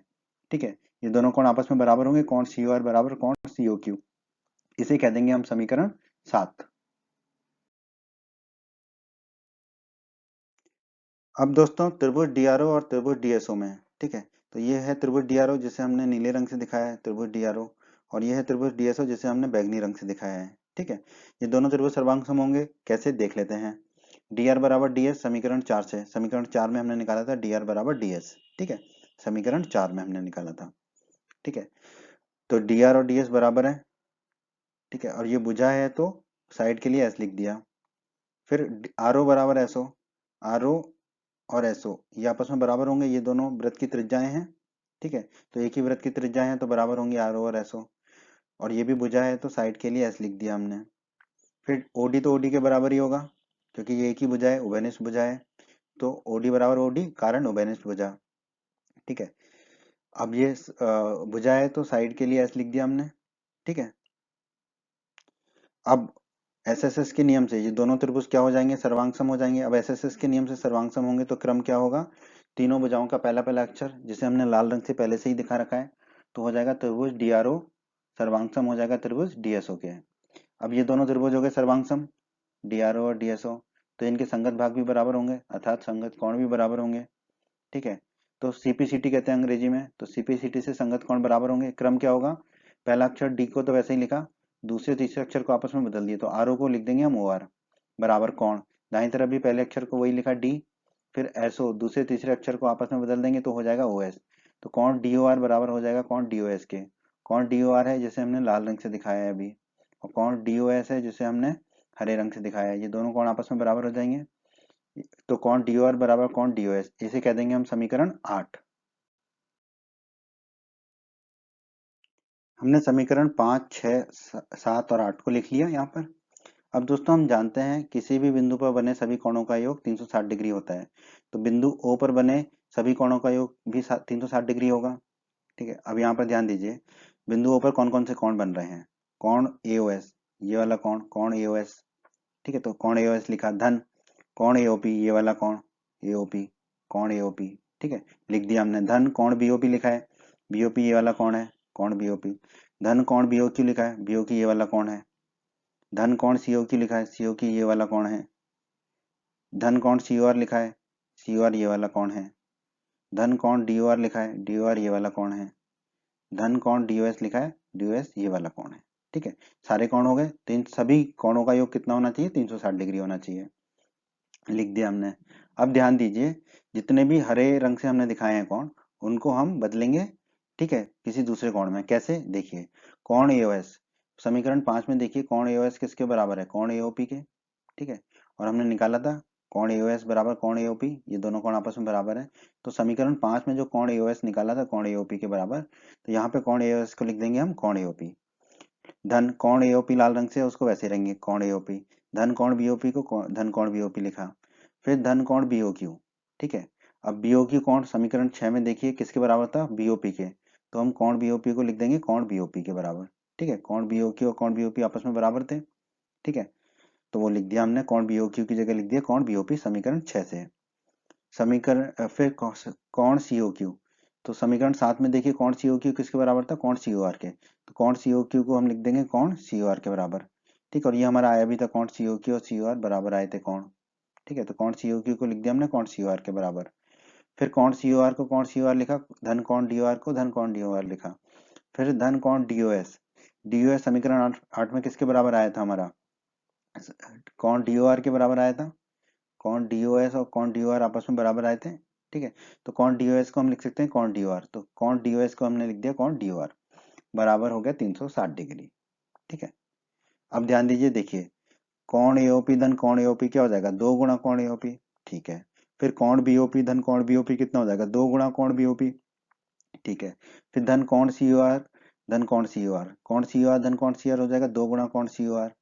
फिर धन कोण डीओआर धन कोण डीओआर हो जाएगा 2 गुणा कोण डीओआर बराबर दाईं तरफ 360 डिग्री पहले से ही है।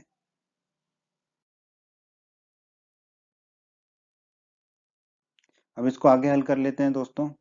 तो आप देखिए, कौन 2 गुणा कोण एओपी धन 2 गुणा कोण बीओपी, इन दोनों में 2 कॉमन ले लिया, तो कोष्टक के अंदर क्या आ जाएगा, कोण एओपी धन कोण बीओपी। फिर बाकी के 2 कोणों को देख लेते हैं, 2 गुणा कोण सीओआर धन 2 गुणा कोण डीओआर, इसको मैं से भी 2 कॉमन ले लिया, तो कोष्टक में आ जाएगा कोण सीओआर धन कोण डीओआर बराबर 360 डिग्री है।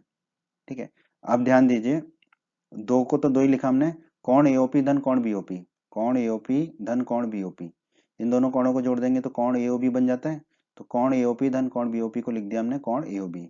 ठीक है, धन 2 को 2 लिखा, कोष्टक के अंदर है कोण सीओआर धन कोण डीओआर, तो देखिए कोण सीओआर और कोण डीओआर इन दोनों को जोड़ेंगे तो बन जाएगा कोण सीओडी, तो कोण सीओआर धन कोण डीओआर को लिख दिया हमने कोण सीओडी बराबर में है 360 डिग्री। अब इन दोनों में से भी 2 कॉमन ले लेंगे, 2 कॉमन आएगा तो हमारा कोष्टक के अंदर क्या बचेगा, कोण एओबी धन कोण सीओडी बराबर 360 डिग्री। ठीक है, अब 360 डिग्री में 2 का भाग देंगे इसका, तो बचेगा 180 डिग्री। बाईं तरफ क्या रह जाएगा, कोण एओबी धन कोण सीओडी बराबर दाईं तरफ इस 360 डिग्री में इस 2 का भाग गया तो बचा 180 डिग्री, तो आ गया कोण एओबी धन कोण सीओडी बराबर 180 डिग्री। ठीक है, तो कोण एओबी ये वाला कोण है हमारा, और कोण सीओडी ये वाला कोण है, इन दोनों कोणों का योग आ गया हमारा 180 डिग्री। तो पहली चीज तो हमने सिद्ध कर दी, ए बी से बना कोण और सी डी से बना कोण, आमने सामने की भुजाओं से बना कोण संपूरक कोण है, इन दोनों कोणों का योग 180 डिग्री आ गया। ठीक है, अब हम AD और BC के लिए भी सिद्ध कर लेंगे, तो बिंदुओं पर बने सभी कोणों का योग कितना होगा, 360 डिग्री होगा। ठीक है, बिंदुओं पर बने सभी कोणों का योग 360 डिग्री होगा। अब यहाँ पे ध्यान दीजिए, कोण AOD हरे रंग से दिखाया हमने, कोण AOD धन कोण BOC ये वाला कोण BOC धन कोण AOB और COD। ठीक है, AOB और COD इन चारों कोणों का योग करेंगे तो 360 डिग्री आएगा, किसी भी बिंदु के सभी कोणों का योग 360 डिग्री होता है। ठीक है, अब ध्यान दीजिए, यहाँ पर कोण AOD धन कोण BOC को तो वैसे ही लिख दिया हमने, धन कोण AOB धन कोण COD किसके बराबर है, यहाँ पर ध्यान दीजिए 180 डिग्री के, तो कोण AOB धन कोण COD को लिख देंगे हम 180 डिग्री बराबर 360 डिग्री। ठीक है, दाईं तरफ पहले से ही है, अब 180 डिग्री को ले जाएंगे हम दाईं तरफ, तो हमें मिलेगा कोण AOD धन कोण BOC बराबर दाईं तरफ 360 डिग्री पहले से ही है, और ये 180 डिग्री दाईं तरफ गया तो माइनस का 180 डिग्री हो गया। अब कोण AOD धन कोण BOC कितना हो जाएगा, 360 में से 180 घटाएंगे तो 180 डिग्री। ठीक है, तो कोण AOD धन कोण BOC आ गया हमारा 180 डिग्री। इसका मतलब चतुर्भुज की आमने सामने की भुजाएं यानी कि AD और BC केंद्र पर कितना कोण अंतरित कर रही हैं, संपूरक कोण, क्योंकि इन दोनों कोणों का योग कितना आ गया, 180 डिग्री आ गया, और यही हमें सिद्ध करना था इस प्रश्न में। तो हम कह सकते हैं इति सिद्धम, हमने सिद्ध कर दिया कोण AOB धन कोण COD बराबर 180 डिग्री और कोण AOD धन कोण BOC बराबर 180 डिग्री। तो हम कह सकते हैं कि वृत्त के परिगत बनी चतुर्भुज के आमने सामने की भुजाएं केंद्र पर संपूरक कोण अंतरित करती हैं। इतना ही है दोस्तों इस प्रश्न में, और हमने कह दिया इति सिद्धम। उम्मीद करते हैं बच्चों आपको हमारा ये वीडियो पसंद आया होगा। बच्चों, अगर आप राजस्थान बोर्ड क्लास चैनल पर नए हैं और आपने अभी तक हमारे यूट्यूब चैनल को सब्सक्राइब नहीं किया है तो सब्सक्राइब बटन को दबाकर जल्दी से हमारे चैनल को सब्सक्राइब कर लीजिए और बेल आइकन को भी दबा दीजिए। इससे आपको क्या फ़ायदा होगा कि जब भी हमारे चैनल पर कोई भी नया वीडियो आएगा तो उसका नोटिफिकेशन सबसे पहले आपको मिलेगा और जब भी आप यूट्यूब पर वीडियो सर्च करेंगे तो हमारे चैनल के वीडियोज़ आपको ऊपर नज़र आने लगेंगे। आपको वीडियो पसंद आया है तो आप हमारे वीडियो को अपने दोस्तों के साथ व्हाट्सएप और फेसबुक पर अवश्य शेयर करें, जिससे आपके दोस्तों का भी फायदा हो, उन्हें लाभ हो। और वीडियो पसंद आया है तो वीडियो को लाइक अवश्य कर दें और इस अध्याय के अन्य सभी वीडियोस को देखने के लिए आई बटन पर क्लिक करें। आई बटन पर क्लिक करने से आपको इस अध्याय के सभी वीडियोस के लिंक मिल जाएंगे। धन्यवाद बच्चों।